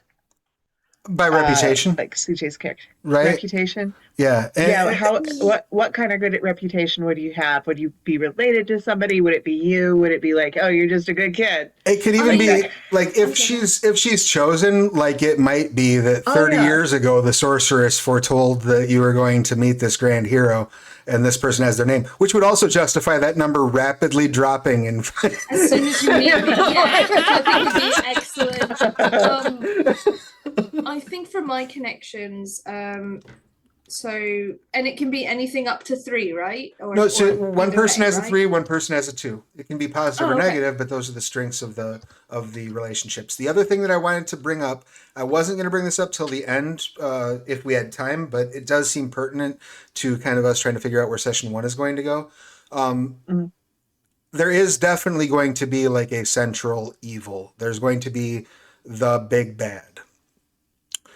And if you all want to, we can discuss a little bit about what that big bad is, and maybe that is the thing that is motivating each of you in order to come together. Like, it's entirely possible, whatever the relationship between Millie's character and CJ's character is, it might be that the reason that you're working together is simply because you both know that this bigger evil is rising that has to be stopped, or that you need revenge on.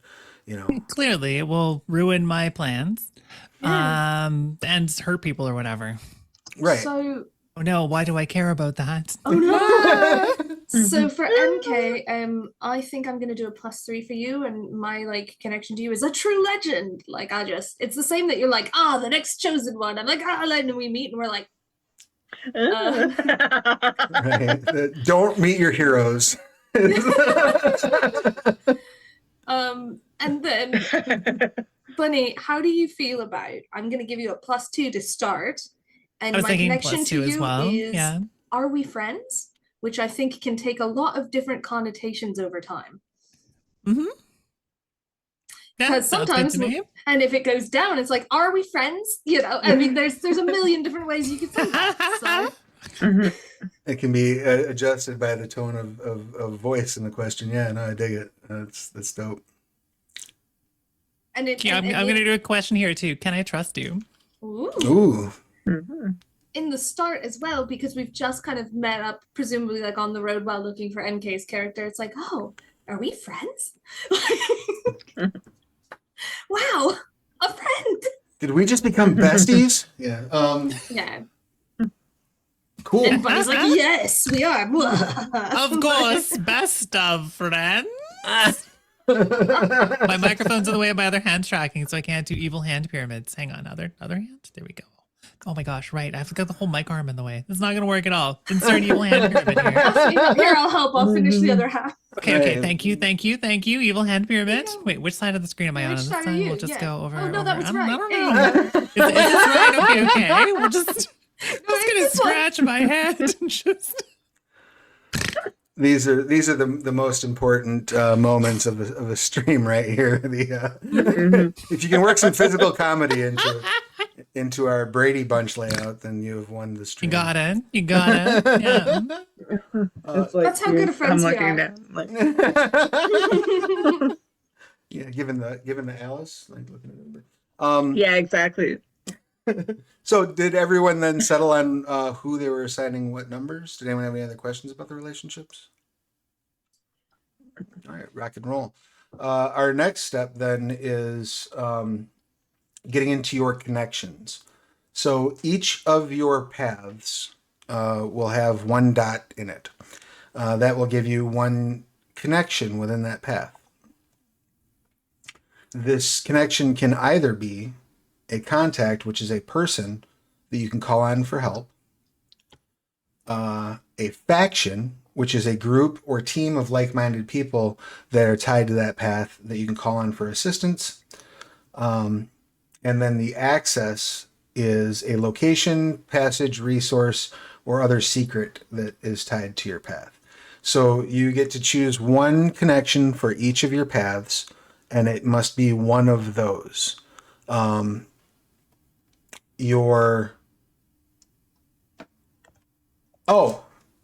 Okay. So you get one of each, and each one must be attached to one of your archetypes. Okay. So you all get one contact, one faction, one access, and you have to decide which archetype, which path each one of those is connected to.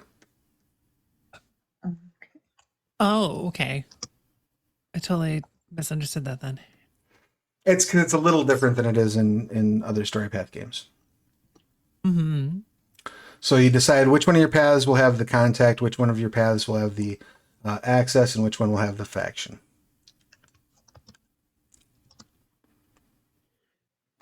Okay, so weapon of my people would be access, probably, right? Because that's one of the things for Vindicator. Yes. Okay. One contact. And that might be like a particular Like type. a wizened, yeah, like a lady in a lake or a... Right. Right. I mean, it could be like a, like a Person boomerang. in a A boomerang pond. is a particular like type of weapon, right? Yeah. That is used by a particular group of folk. But it could also be like a specific weapon that's like emblematic of your people or of your quest. So like the power sword type of thing. Like could also be that.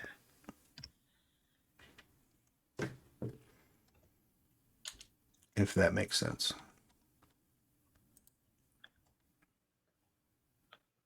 Action.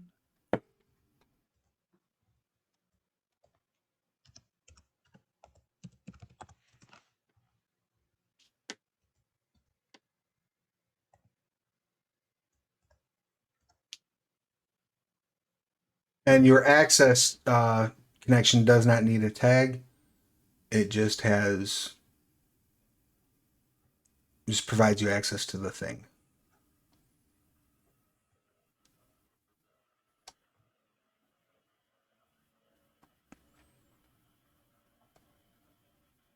Sorry, where is this in the book?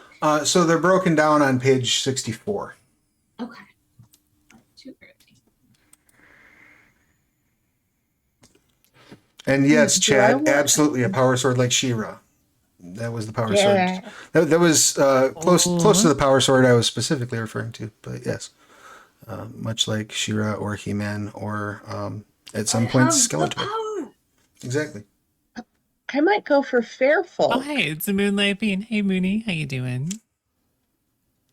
May I go for I'm so what? behind on chat. Oh, it's all I good. might go for Fairfolk as one of my connections. Oh, that'd be cool. I don't know Yeah. if that'll. Yeah, because I've got one dot in mysticism, so not much, but just, enough. Yeah, absolutely. Would you want that to be contact or faction? Oh gosh, what would a faction give me? So the faction is you being able to turn to this group to come in and help you, and they will get a tag from the suggested faction tags. So they could be diplomatic help. They could be your family, which would then have kinship, but also an obligation to help you in your current circumstances. They could be influential, which gives them the ability to reach out into the world to make things happen. There might be mercenaries, so if you want like combatants that would come to help you, mercenary would be the way to go. Outsiders would be they don't trust you, so you'll have to convince them, but they might have access to more power or things you wouldn't normally have access to. That might be fun Yeah, to especially like for if Fae. Yeah, for like Fae folk. yeah, so outside like that might be fun like outside like a way to sort of build on to what we have to do or something like that. Like or even if we want something from them we have to convince them, that would be great. Right. Almost like those, I can't remember the names of the dudes in Beastmaster, the ones who had no face and they had a mouth in their stomach and they had the patagia and they would like grab you and eat you. That were like I friends haven't of. seen this one. Oh yeah, if you get the chance to watch the original Beastmaster, first of all, it's got Mark Singer, who is an amazing actor in it, Tanya Roberts, and the dude that played the dad in Good Times, whose name escapes me. But so it's an amazing cast. But yeah, it's also just a really good '80s sword and sorcery film. But yeah, they're these really creepy. They scared the shit out of me when I was a kid. They're like 6'5". They have no mouth or nose. It's just like a flat face, and then they have a giant mouth in their chest. And at one point, they just show up and eat all the Beastmaster's enemies, and then just kind of like Wow. nod knowingly at him and leave. And he's like, "Oh yeah, I know those guys. It's fine." It's really So it's like we have to drive a hard bargain, but we can summon some kind of horrible eldritch horror. right. We really have to. Two things. One, maybe the reason you've got Fairfolk Connection is tied to some quest that you went on when you were active as the Chosen One, which would be really cool. Two, I just want to pin something very fun and cool. I was looking at example connections for Heart Turner and for the Chosen One, and you too are the tropes under my example suggestions. Under Heart Turner, I've got enemy turncoat, and under What? and under Chosen One, it's fated mentor. And I was like, I've got those already. That's right. Right. See, so So we're doing what we're supposed to be doing. It's great. yeah, exactly. It's a good sign that you're on the right track. Yeah, everything just. So you were looking at Fairfolk for your faction. What did you have in mind? And your weapon for your access, right?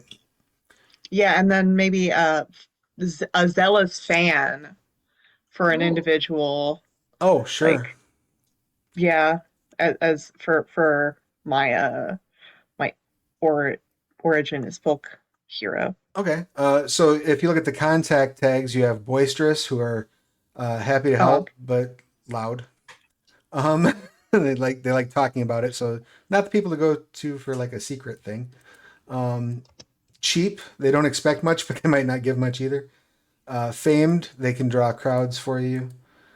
Integrity, they're utterly honest, perhaps to a fault.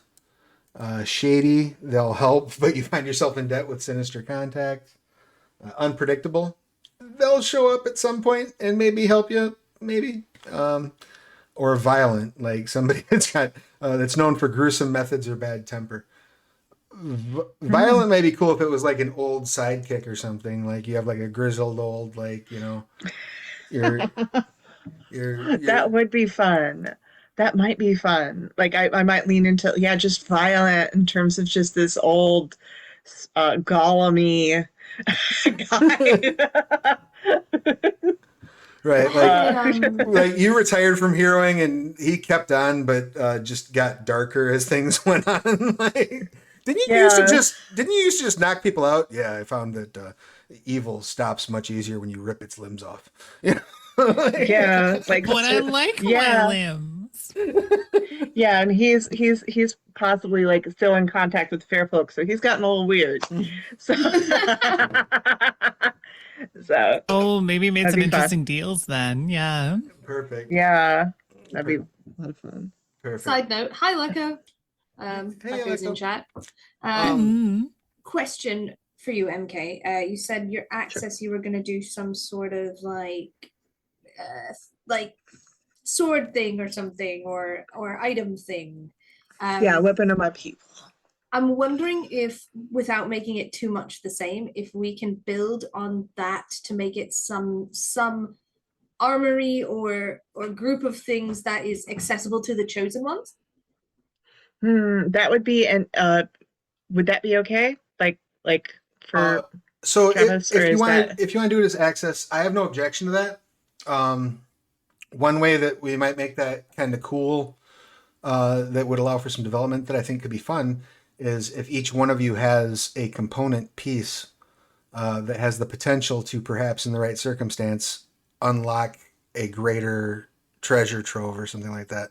Like, if the two of you show up and stick your swords in the two keyholes at Castle 50% CMYK skull, and twist them at the same time, um, then it opens I think to yes, the that's kind of what I wanted to build on something where it wasn't like, oh, we both have access to the same thing, but like something that we could play on this like lineage sort of thing. So that would be yeah. yeah, cool. yeah, you'd probably have to purchase it as your access thing yourself as well. Oh yeah, But yeah. yeah, I have yeah, no freaking got it. idea what to do with any of these. So please help.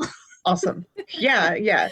And they do not have to Thank be the you. same thing. So, like, MK's could be a sword and yours could be a shield, for example, or however you want to mess with. I'm a big fan of chakrams, just obviously because of Xena. So, here's my razor Yeah. frisbee. Um, I'm going to put So what do weapon you have? of Yeah. of my people, I guess for now. And then I will choose a weapon, different weapon, and those will be like weapons that are a key to a greater thing or something like that. That's cool. That'll work. Sweet, I can make that happen. That should be easy enough to plot out. Um, any thoughts on your faction ties, CJ? I'll keep looking at it. Like, I think obviously it should be something that's overall positive, like a sort of townsfolk or something. I can't really think of. I've been looking at like I don't know. I have no freaking idea. They've got like example connections, divine counsel, prophet's secret. I saw like in Champion you could probably steal one from them, like farmers. Right, like the So like the townsfolk. yeah the common folk rise up to support you type of thing. Yeah, Uncle Ben and Aunt Barrett or something like that. Aunt Who Beru. was yeah, Oh, Aunt Beru, kind of. yeah, I feel like yeah, I'm really not sure what my character's background is up until this point, which kind of gets in the way of me deciding these things. But I feel like if this chosen hero thing is like a thing, then townsfolk would probably be the right like vibe faction wise. Sure. Um, so I think I'll do something like that, common folk slash townsfolk sort of thing. And The then people. and then you can decide, like, that can be flavored depending on which faction tag you have, right? So it might be, if you have townsfolk and then you have the family tag, it might just be that they're not going to do shit for you in a fight, but anywhere you show up that your reputation precedes, you can get lodging and food. You know what I mean? I think that's probably it. I don't think I'm gonna be like mobilizing, people with pitchforks anytime soon. But You say that now. but uh, I think that's probably about it. Is that like it's that sort of, I think, interestingly full hero-y, but that's not where it's like you show up and they're like, yeah, we'll help you sort of thing. Of course we'll help you. You're the yes, chosen one or whatever. So the oatmeal of my people, exactly. Could be really any cereal product. cereal of my Breakfast people. cereals, orangutans. lambs. These are all I have things many that questions. they're all things that people feasted on when God presented the holy hand grenade of Antioch. You keep that thing away from me. Oh yeah, I suppose you probably have problems with it. As the Beast of Carabanag, I can't believe you would even bring this up here in this chat. All right, noted for safety rules, we do not bring up the. Yeah, no holy hand grenades. No counting to 5. 3, sir, 3. Precisely. What about for a particular person contact, CJ? Anything in mind there?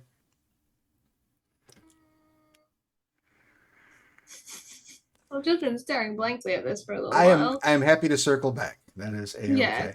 How about for This one I'm stuck on for some reason. it's all good. I'm sure one will present itself. You might even have like you talk about like some of the there's obviously in this world we have evil forces have been about. So maybe you even have someone, an old friend, a cousin, maybe an ex-lover who has joined up with whatever this evil army that's on the rise is, right? And that could be a unpredictable contact, right? Like I could try talking to Taylor, but they did join the evil army. I'm not quite sure if we can trust them. Like that might be. Oh an yeah, option. I'm gonna workshop that. Something like that would be good. Thank you. Think on it for sure. How about you, Nelly? Any thoughts on your contacts, connections? Sorry, I was sneezing. That's okay. And bless you. Was that directed towards me? Yes. Yes, totally. So I kind of have one for each of them, although I'm not the most sure on a couple of them here. But for contact, I quite like the idea of, like another 80s retro villain's kid who she grew up alongside, but who is kind of shady and not a great connection these days. So I would put that under the turncoat for Heart Turner. For a faction contact, I went under Sage. I kind of like the idea of there being some kind of like a wizards or mages or sorcerers council. Oh, okay. That's like magic in the world is very important and we need to do dramatic things about it, because I saw the faction tag outsider for like they just don't trust you and probably don't want you to be here, because I like that connection for there being council meetings that she has to show up to talk about magic and ley lines and whatever the heck, but they're like, oh my gosh, you're here, you're evil Linella's kid, get out of here. So almost She's like, but I need your help because I found a problem. right. Yeah. So almost like the Yennefer versus the magic school in The Witcher kind of thing. Right? Oh, yes, 100%. Yeah, I dig the shit out of that. Yeah, that's dope. I Especially, totally forgot that existed. yeah. Well, right. I gotta play that again. Especially, it's super awesome because like a lot of times Yennefer shows up and she's right, and the whole council like mad about it. But she's like, yeah, okay, it's fine to be mad, but I'm still right. Yeah, and also there are space wizardry problems. Right. And then for access, one of the ones that it suggests under Pariah is secret passageways. I kind of like the idea of like maybe a more magical version of that. I don't know if that's something connected to ley lines or something, but yeah. like a Yeah, potentially very dangerous fast travel system could be fun. That is perfect and absolutely within the realm of it.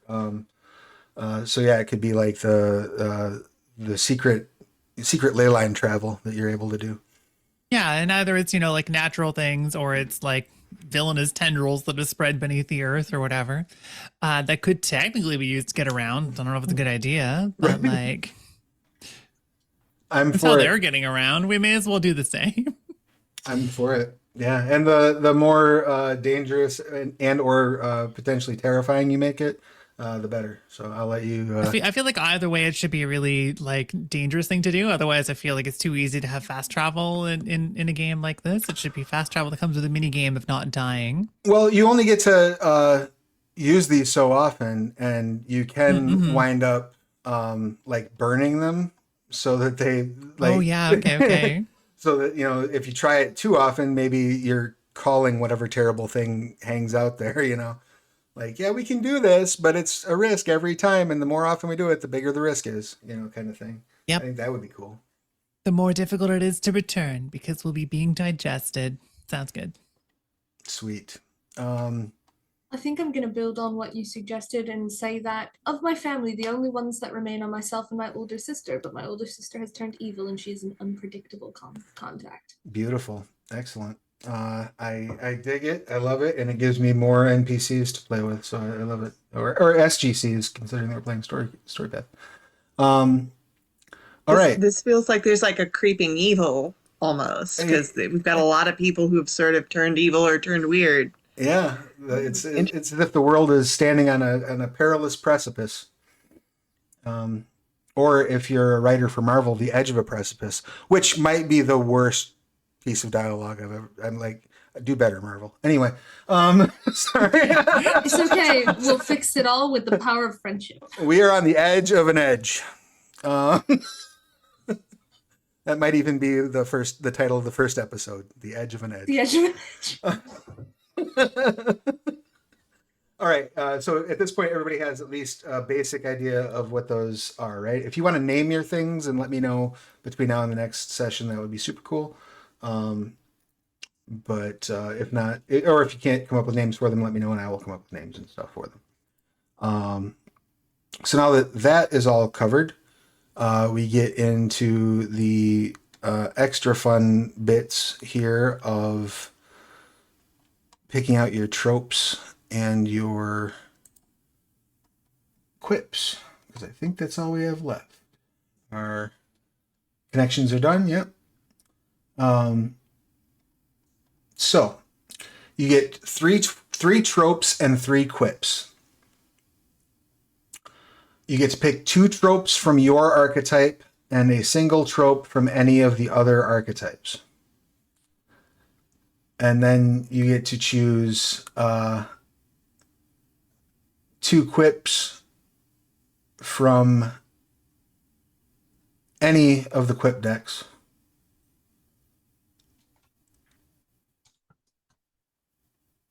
And that's it. So we could randomly. Sorry. We have an excited puppy. We could randomly choose the quips, or I could let you pick them. I'm fine with you just choosing them, but if you want to do it for randomness, just for the lulz, we can do that too. It's up to y'all. I'm tempted. I feel like random is fun, and then if they don't work, we can choose them afterwards. That's fair. That's fair. But Is as there for a list of all of the tropes somewhere? Was it all under the different archetypes? so you can go through all the archetypes to get the like full breakdown of what they are.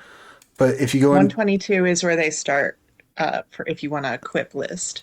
yep, and Ooh, okay. and there's actually not a master list of the tropes, unfortunately. I don't believe.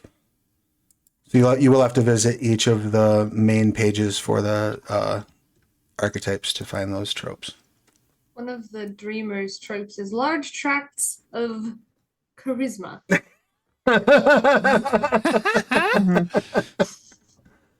That is accurate. Yep, I love it. That may or may not. I'm going to quips right now, but that may or may not be.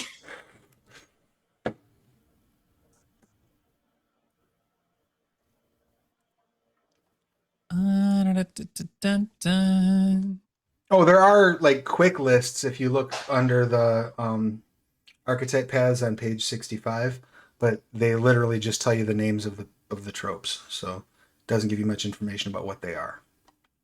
But if you want to look through those and then decide what to investigate more thoroughly. Oh yeah, okay.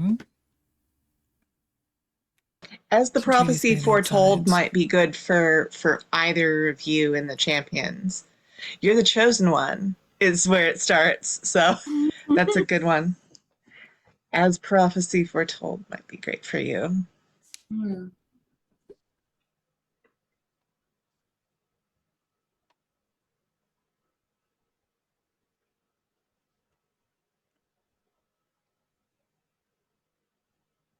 Oh, it looks like all the tropes start on page 43.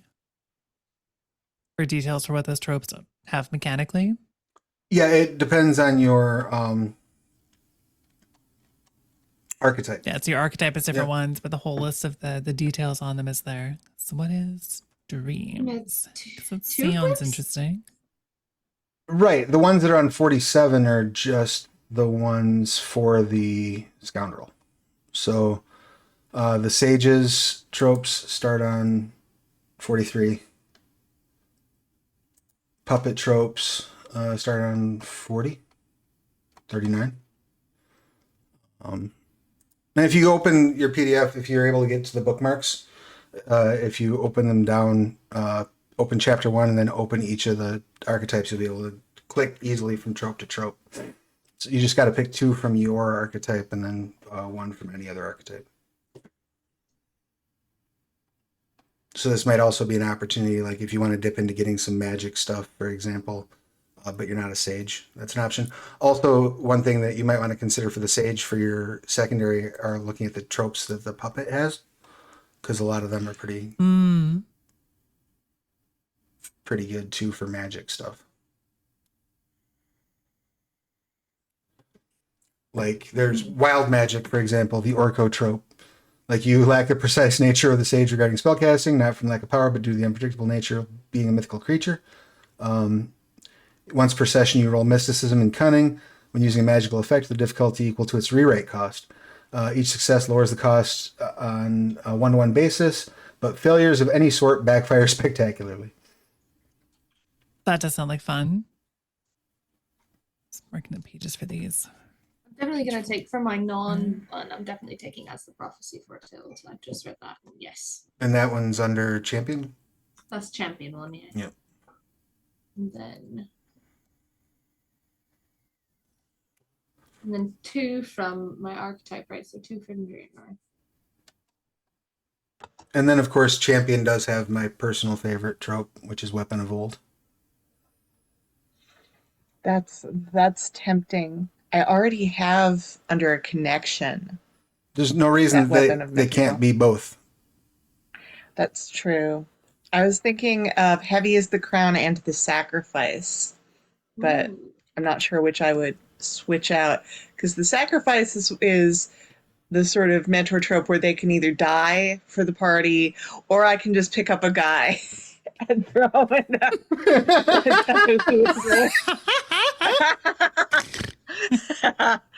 which is very funny. I like that one. And then ham clamps.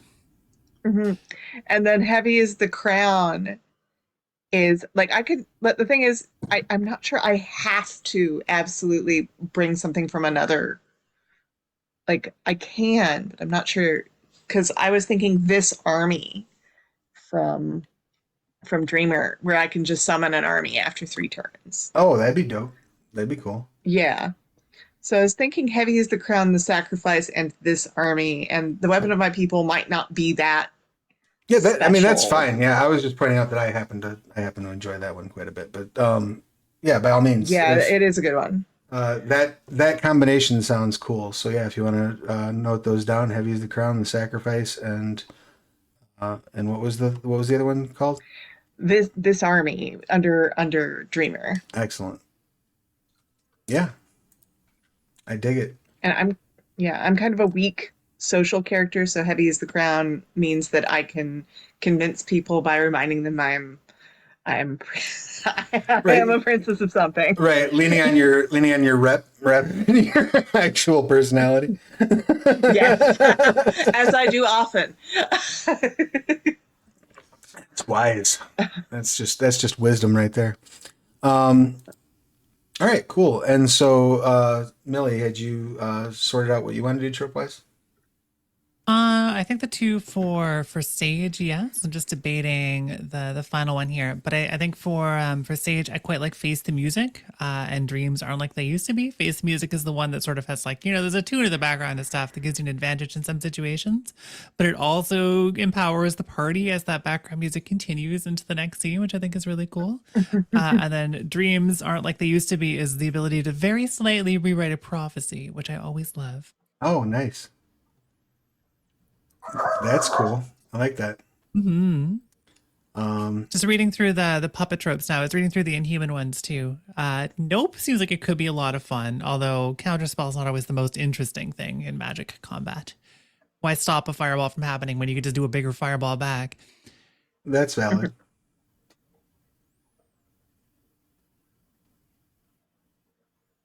I've got I'm stuck between there's three in Dreamer that I think apply. I've got Inspiring Courage, which I think I will take. That's a command plus presence to inspire fellow adventurers with a +1 enhancement on all rolls until I gain focus again in the next round.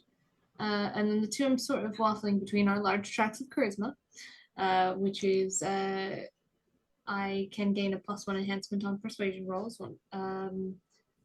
Once per story, heartfelt words move a character to believe in me and join my cause, regardless of how ridiculous it sounds. Which is handy. Yep. That's- Or I think I'll probably go with that one. But the other one that's quite appealing is the Power of Friendship.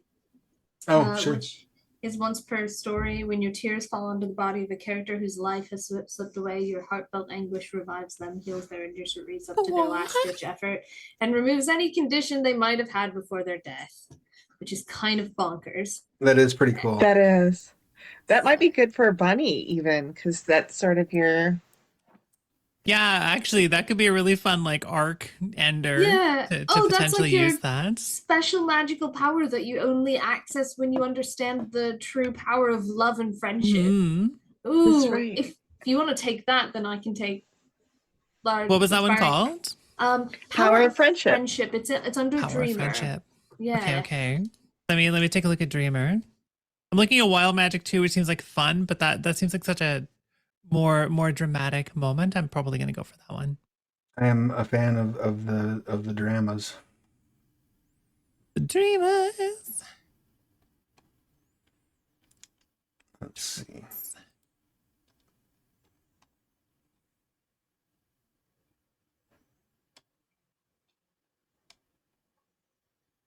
Yeah, I think Power of Friendship would be really cute. I will totally take that. Excellent. Allows room to twist, dark and evil powers of resurrection into good.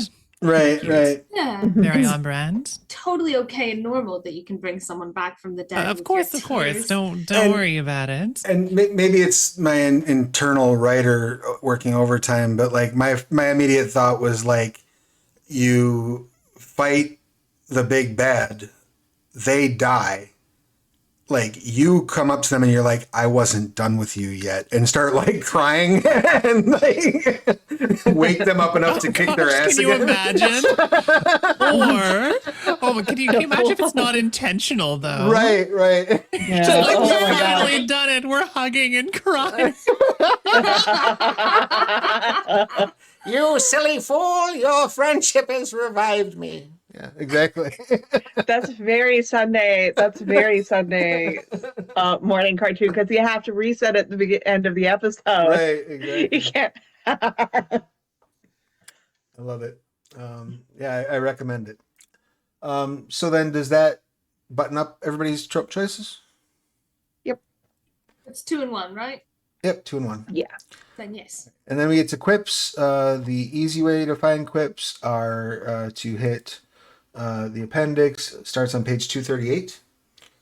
There's just a lovely list. Now, we can randomly generate them if you want. Otherwise, I'm happy to let you select them. I know you'd said, Mel, you wanted to go for random generation. Is everybody cool with that? I can bring up a lovely dice roller, I do believe. Yeah, and then if, like we said, if it doesn't fit, we can roll again. All right. Sounds like fun. So let's see. I'm going to go to a virtual die roller here. I'm going to see if I can put 30 sides on a die. Mhm. I can. All right. Rolling first for Millie. Oh. All right. And your Sage is your main one, right? Yeah. So the result I got was even the very wise cannot see all ends, which could be funny. And an elegant solution for an ugly problem. I kind of like that one. Not sure about the. All right, take the elegant solution to an ugly problem and find a different one that you like out of the Sage list.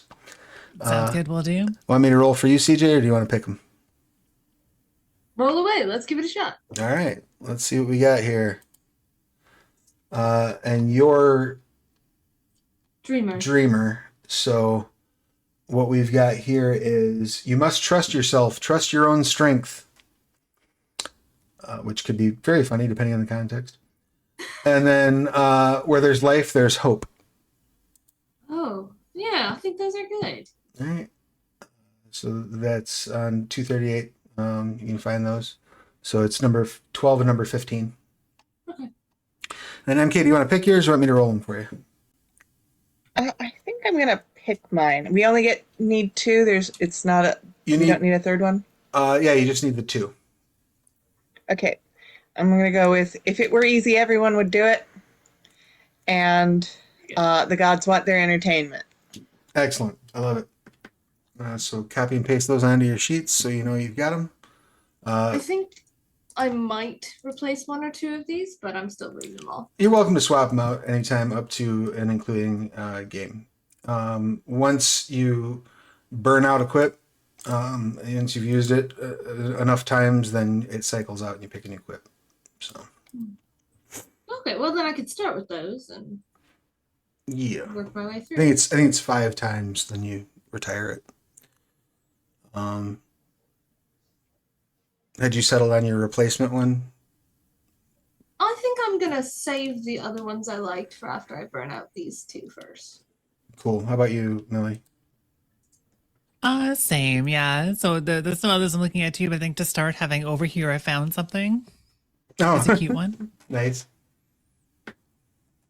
Yeah, one of the And then ones. also keeping the elegant solution. Oops, sorry, go ahead. Yeah, okay. No, one of the ones for Dreamer that I think would be like plot appropriate to grow into rather than start with is You're Not Alone. Oh, sure. So I will exhaust another quip first. All right. To that end, then, I'm just double, triple checking, but I believe we've completed character creation, which then gives us one last little bit to do, which is our base safety discussion. Our calibration tools, as some people like to call them, if they're Is there afraid, anything we if need they're to afraid do of the word for- safety. For favored stunts? Oh, so favored stunts are things that you can grab from the stunt selections in the sheet. Because if you look in the book, there are stunts listed for a whole bunch of for all the skills, right? They have kind of a Right, okay. basic. So if you have some that you want to grab, so that you have easy access to them, so you can look over and say, oh, okay, that's a cool thing I can use off the cuff. That's basically what that's for. If you want to just have these Okay, these okay. ones that are easy for you to reference. Yeah, you don't need to select them. You're free to select as many as you want. There's no benefit to them.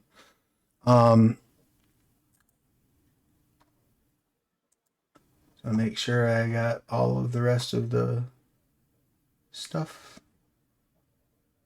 Oh, everybody gets. I did miss one last thing. You all do get to select one more quip, whatever you want from any deck you want. Okay. And while you're doing that, I will get stuff together for our calibration tools. Let's see.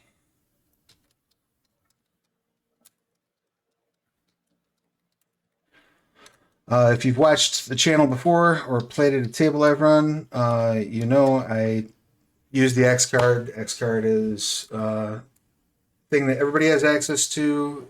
If something comes up for any reason that is uncomfortable, or for any reason you want removed from the game, you need to simply say X or type X in the chat, or any other means communicate X to me.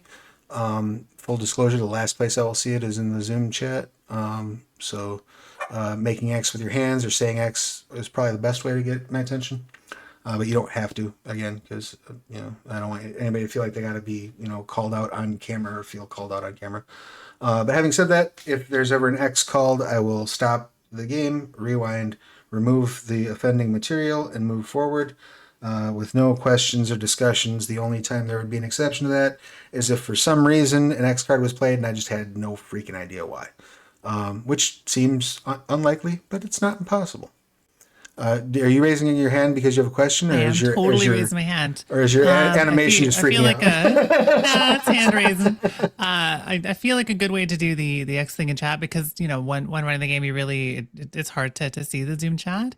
Is for other folks, or even maybe the person who posted it, to say, hey, there's an X in chat.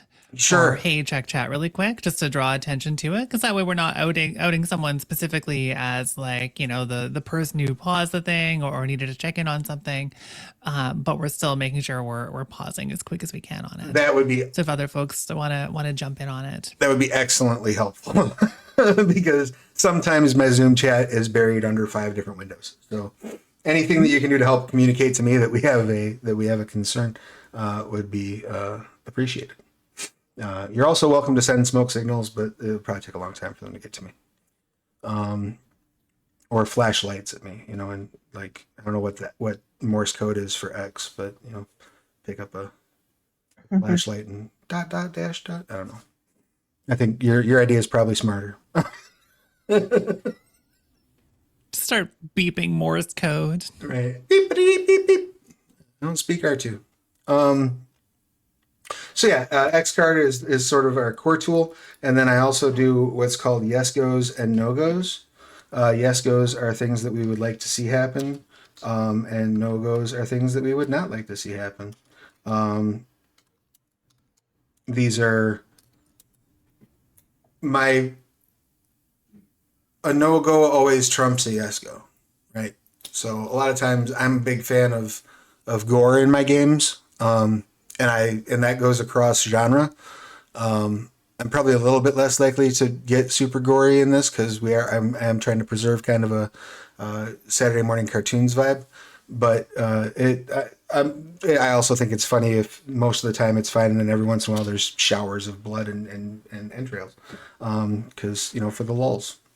Also, it was the era, right? Like, this is the era of cartoons that traumatized us all for our adulthood. That's true, but they did it without a whole lot of gore. I mean, like, True. Optimus Prime's death was not gory. It was just horrible. Just depressing. So yeah, my normal yes go is gore, and my normal no go is SA. There's just no need to have it in a story. So it's a no go.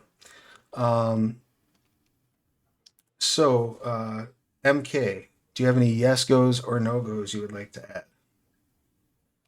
I think child death as a no-go for me. Like, Okay. we can, yeah, it's not super needed, I don't think. Yes goes, I'm trying to think of for this story. I'm looking forward to what we're gonna do. I'm open to, but we don't have to do like the whole mentor death thing, but that might be close to the end of the story. But yeah, we don't have to. Okay. I will put meaningful mentor death. What about or a perceived death, right? Like maybe you pull a Gandalf also could be Yeah. Like, wait a second, we fought those horrible monsters and you just kind of fucked off and hid. Yes, I did. And I came back with better clothes. Yeah. or even just sort of broken pedestal, like it turns out I'm not all I seemed to be. Right. Would be a fun one. Cool. So yeah. I dig it. Anything else you'd like to add to either category? No. All right, rock and roll. How about CJ? Any yes goes, no goes you'd like to add? My only real no go. I'm pretty malleable. I compartmentalize a lot. But I think my other than the previous mentioned ones, right? Because I agree with those. The only other one is gratuitous death and or torture of animals we have become fond of. That sounds really specific, but I don't want to be no, we, you're playing D&D and I'm no, I can't kill this creature. But if I become really, really close to the horse I'm riding and then you fillet him, I might be a little upset. Sure, that's fair. So it's a gratuitous torture or death of domestic animals or those we bonded with. Yeah. I mean, and they can die, just don't describe it for 5 minutes straight. Sure. And I'll be bueno. So what you're saying is you at no point want to be going through a swamp of sadness in which your horse is slowly pulled in. Yeah. I play a lot of horror streams, so this is actually pertinent, just maybe not here. All right, so no, I'm putting Artax under no goes just so that we're all on the same page there. That makes And if sense. you'll excuse me, I need to go cry. All right, it's like the saddest thing that ever happened in a movie. And we were children, and they shouldn't have done that to us. They shouldn't have. Any yes goes that you would like to work in? I'm CJ? pretty open to everything. I love the idea, like I really support the idea of like some big thing going on with my mentor. That's neat. I like that, and I'm happy to support that in any way. Strong emotional bonds, whether that's romance or not, are a big yes go for me. Really big on all of that sort of area of things, and I feel like if anywhere is a good way to do play on that, it's the Saturday morning cartoons. So strong emotional bonds and big what would you call it, big twists and turns are yes goes for me. Awesome. Anything else that you wanted to list on either side? I'm usually Oh, I tried to muted the wrong mic. I'm just happy to be here, much like my character. That's I'm just happy to be here. that is fair. And then how about Millie? Any yes goes or no goes that you would like to add to the pile? I feel the current pile covers most of it for me. For yes goes, I mean, I'm very into the torn loyalties, moral dilemmas, the strong relationships and stuff, connections between characters that get pulled on. Like I feel the strength needs to come into, it has to have a purpose in the story and get tested. And I enjoy that stuff when we discover more about each other and we're like, wait, you have the sword that killed my mother or whatever, like that's rad. So I'm into that kind of thing. My one no-go, which is about very specific medical scenes involving my character. Highly so unlikely in this other than like blood transfusion, Right. I'm pretty good. Yeah. Like I'm also on team, no unnecessary and gratuitous like pet or child death, no sexualized or gender-based violence, that kind of thing is not my jam. Right. And otherwise I'm good. Yeah. Cool. Well, then that gives us about 19 minutes left in the allotted time. So if everybody's cool, I would like to do one last thing that's kind of special for this stream in particular, this game in particular, which is a bit of discussion about your rogues gallery. Now, the only things that I have settled on so far at this point is regarding the big bad is that they will almost certainly not have any skin on their face and probably talk much like this. Other than that, I have nothing in mind. You can take the boy out of Eternia. But what I would like to do is have each one of you give me one or two villains you would like to face. And these can be something as generic as I want to fight stop motion skeletons at some point.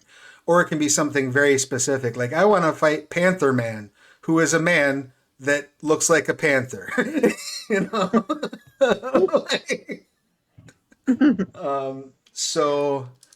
Yeah, let's talk enemies and rivals. If you have something in mind that is specifically like somebody that you want to show up that maybe is a frenemy or is on the fence, that's fine too. So let's do this in reverse order. Millie, do you have one or two enemies, foes, rivals, SGCs that you want to see worked in that are not necessarily on your friend? I feel like something involving the Mages Council, whether that's the forces of evil infiltrating it and whispering in someone's ear, or if it's some like staunch person who's there who's like, but tradition, we must duel to the death, or whatever. Some kind of like internal political conflict in there in the midst of this like rising evil that they're not doing anything about, I think could be kind of fun. Excellent. I'm also very into, like otherworldly terrors. I like the idea of magic being dangerous. So I think like playing a very magic character in this kind of setting that should come with some kind of consequence, and I'm into challenging those consequences. Excellent. Do you have names for either of those things in mind? Keeping in mind that they have to have no development or thought behind them. No development or thought behind them at all. Okay. Well, I mean, we could have like Mustachio for like the Magic Council dude. Excellent. For just like the dude with the world's biggest mustache. For you know, like the steeping inky darkness thing looming ominously behind every magic spell. I feel like that needs some generic 80s name. It could even be the kind of thing that evil is like leveraging to do evil stuff. I don't know. Sure. I mean, one of the scariest things in childhood fantasy I recall from the 80s is the Nothing. Right? Yeah, hey, why don't we go with that? Yeah. Like the nothing, the void. Sure, the Void is cool. I like the Void. Or the Empty.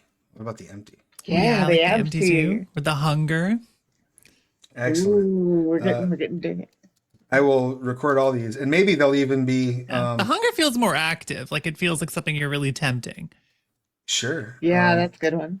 And these might all also wind up as like titles that people apply to X big bad's name too, right? Mm-hmm. So it might be that people are referring to it as Hungry Greg. but I mean, that's getting added somewhere. He eats magic and also Kentucky Fried Chicken. Yeah. Right, exactly. All right, cool. CJ, any enemies, any rivals, any ideas that you would like there? Well, one is definitely my sister, who I've named both myself and my sister. We're Alis and Alida.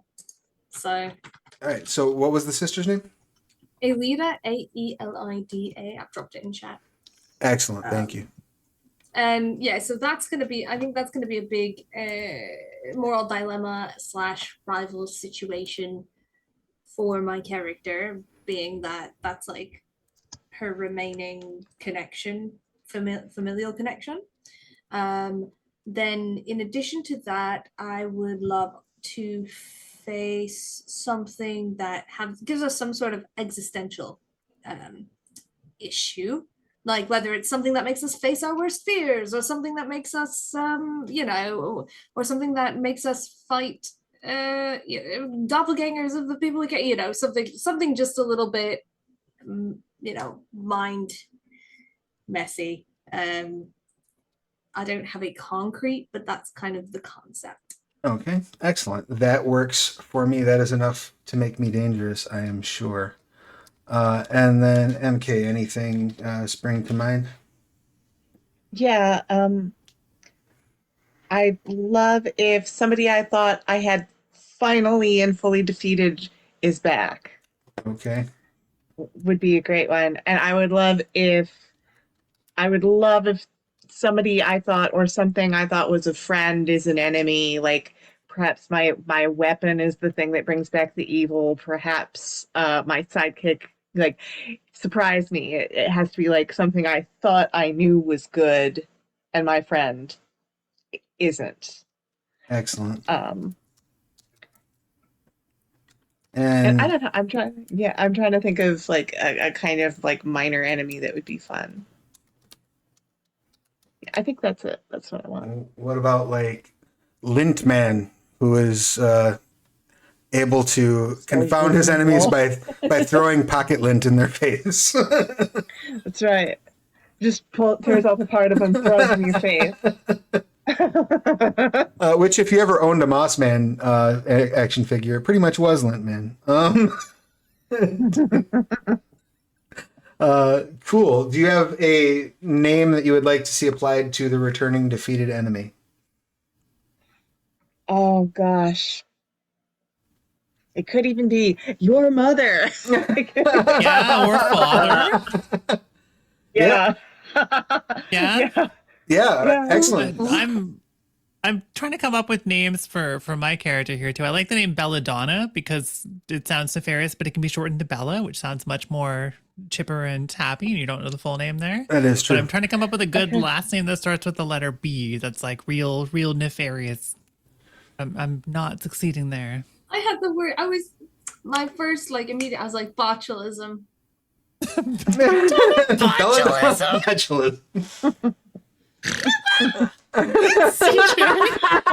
I do like Belladonna botulism. It's a good So sorry. Maybe a little too specific. No, it's good. It's a comedy game. That's perfect. Blotfly though, or botfly, Oh, I like that. kind of work. Okay. Yeah.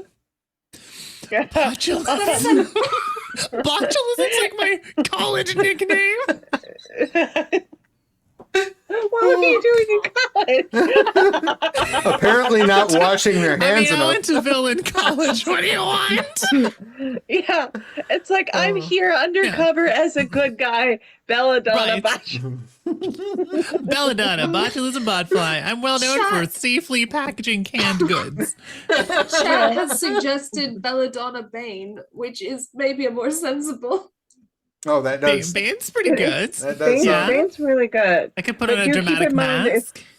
Yeah, you don't have to be sensible in this game at all. So whatever.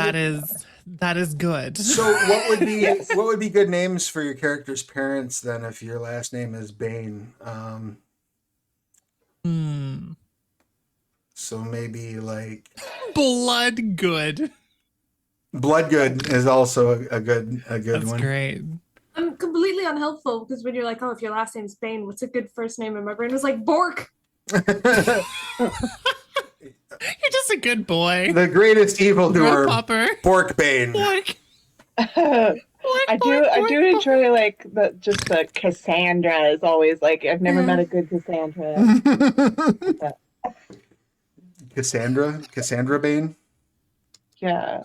And I do like the ancient evil I or whatever that I defeated. I kind of do like your mother as what it's called. It's just your mother. It's called your mother. Oh, she's just mother. Yeah, mother or your mother. It's just it would be ridiculous to talk about in conversation. Very It's confusing all around. your mother is your mother is back. You know. I've managed to get an entire group of Vampire the Masquerade players to take the name Mother seriously, actually. It can be sinister if you try. It Yeah? can. It's true. It can be very sinister. It's true. Biting my tongue for some reason. Don't do that.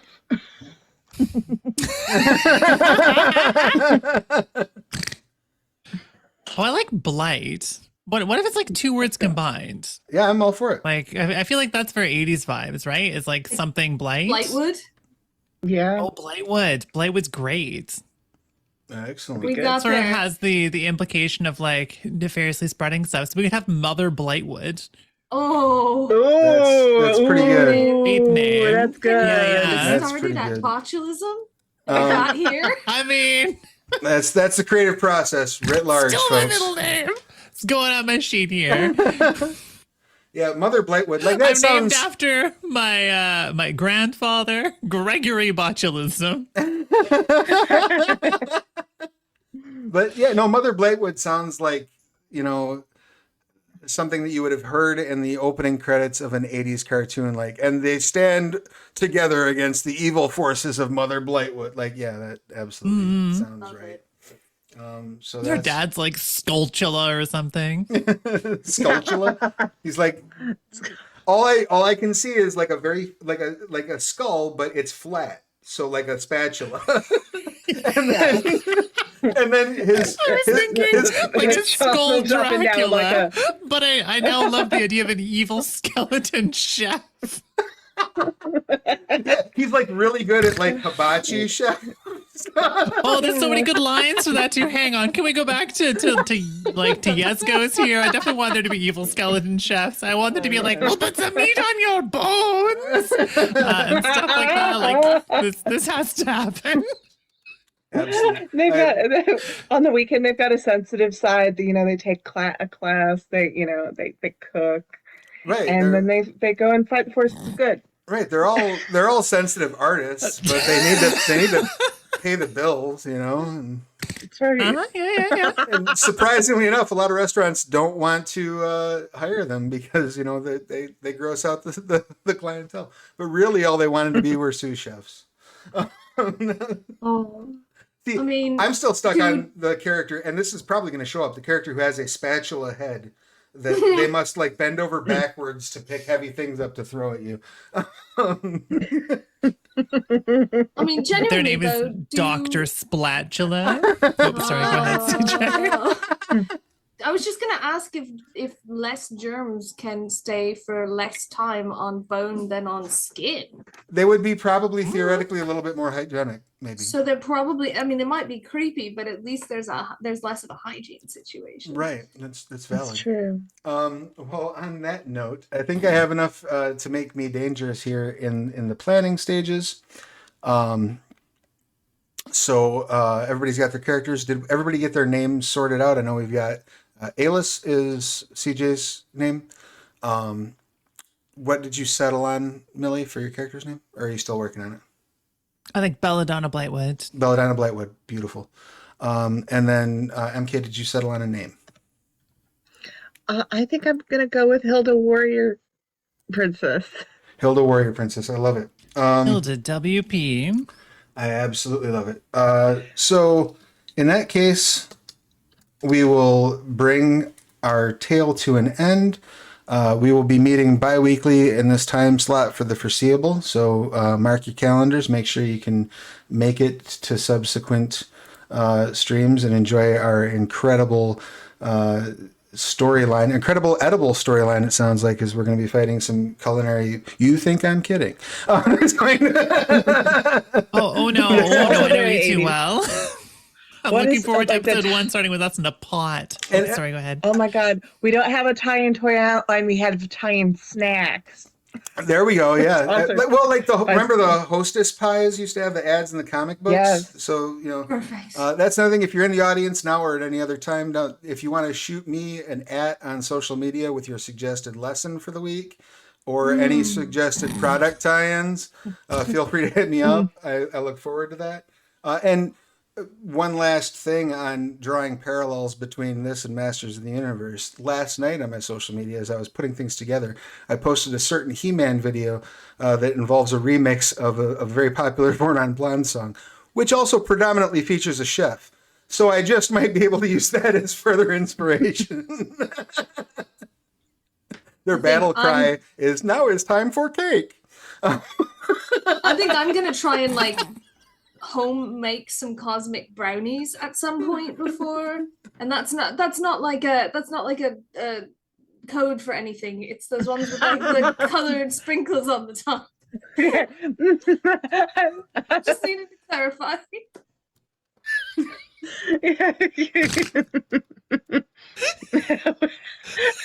You did, 'cause we made an assumption. Jeez, And- CJ's Oh, gonna yeah, get all right. baked before Yeah, the stream. an interesting plan to get into character, but all right. No judgment here. Just want some old Twinkie type food. I love it. You're valid. I'm a fan of it. Hey, all types of. Thank you. We love all pastries equally here. On the note of loving pastries, I guess we will do our outros. Let's. I don't even know where I'm going anymore. I'm really glad you also do these terrible segues. It's very fun to be on the other side of it. I mean, these brilliant segues. I am a master of a terrible Not to segue. paste Thank you anything so up much. here. So Millie, tell us. Hi. Hi. Wonderful. Who you are, Great. who you've been playing, your pronouns, their pronouns, and anything you would like to promote. Oh my gosh. So hi, no, I'm Millie and or Bunny Hearted. My pronouns are she and her or they and them. I love them both. I will soon to be playing Belladonna Blightwood, who I guess will probably use she and her. I think that sounds right to me. Maybe some they them tossed in as cool gay sprinkles. We'll find out later. I don't know. You can find me at twitch.tv/bunnyhearted or bunnyheartedvt all over the place in various social medias. I'm a goober retro bunny VTuber. I do my best to build a warm, welcoming, and inclusive ass kind of space, and I really love tabletop gaming. So I'm very excited to be over here and checking out the system. This has been so much fun just in character creation alone. I cannot wait to see how games go with this crew. It's going to be amazing, I think. I could not imagine a better group to be exploring this world with. Thank you all so much for being here, for real, from the bottom of my shriveled, withered, evil heart. I don't want to feel good. I want to feel evil. Get wrecked, nerds. Now you're feeling good. All right, CJ, your pertinence, please. Hi everyone. Once again, my name is CJ. My pronouns are they, them. I will be playing Alice, whose pronouns are she, her, because gender normativity is something only accessible to me in fantasy worlds. With that being said, please check me out at CJ Story anywhere. And if you want to get the free quick start to Hollows, go to rrdgames.com/hollows. Thank you for having me on. This is going to be so much fun. And I've just been laughing for 3 hours straight, which is pretty great. So let's keep it going. That is a trend I hope to continue throughout the course of our story. And thank you so much for being here. And last but not least, that brings us over to MK. All of your pertinent details, please. Hi, I'm MK Anderson. You can find me at qualia.bluesky.social, and let's see, go to mk-anderson.com/contact if you need an editor, and bye. Oh, and I'm playing Hilda, Warrior Princess, she, her, and I use any pronouns, but you can use she, her for simplicity. Fair enough. Thank you so much for being here and for, again, killing with comedy. Killing me. I often had wondered what my cause of death was going to be. It's going to be something MK says on the stream. That's gonna be it. She's gonna make a crack, and I'm just gonna fucking croak right here live in front of everybody. It almost happened when we were playing The World Below.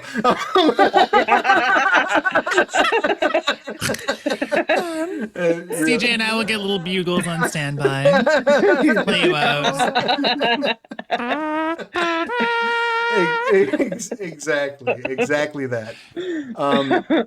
So the last couple things I want to make sure that I cover before we run off. I have been Travis. He, they are my pronouns when I'm not running games and writing them.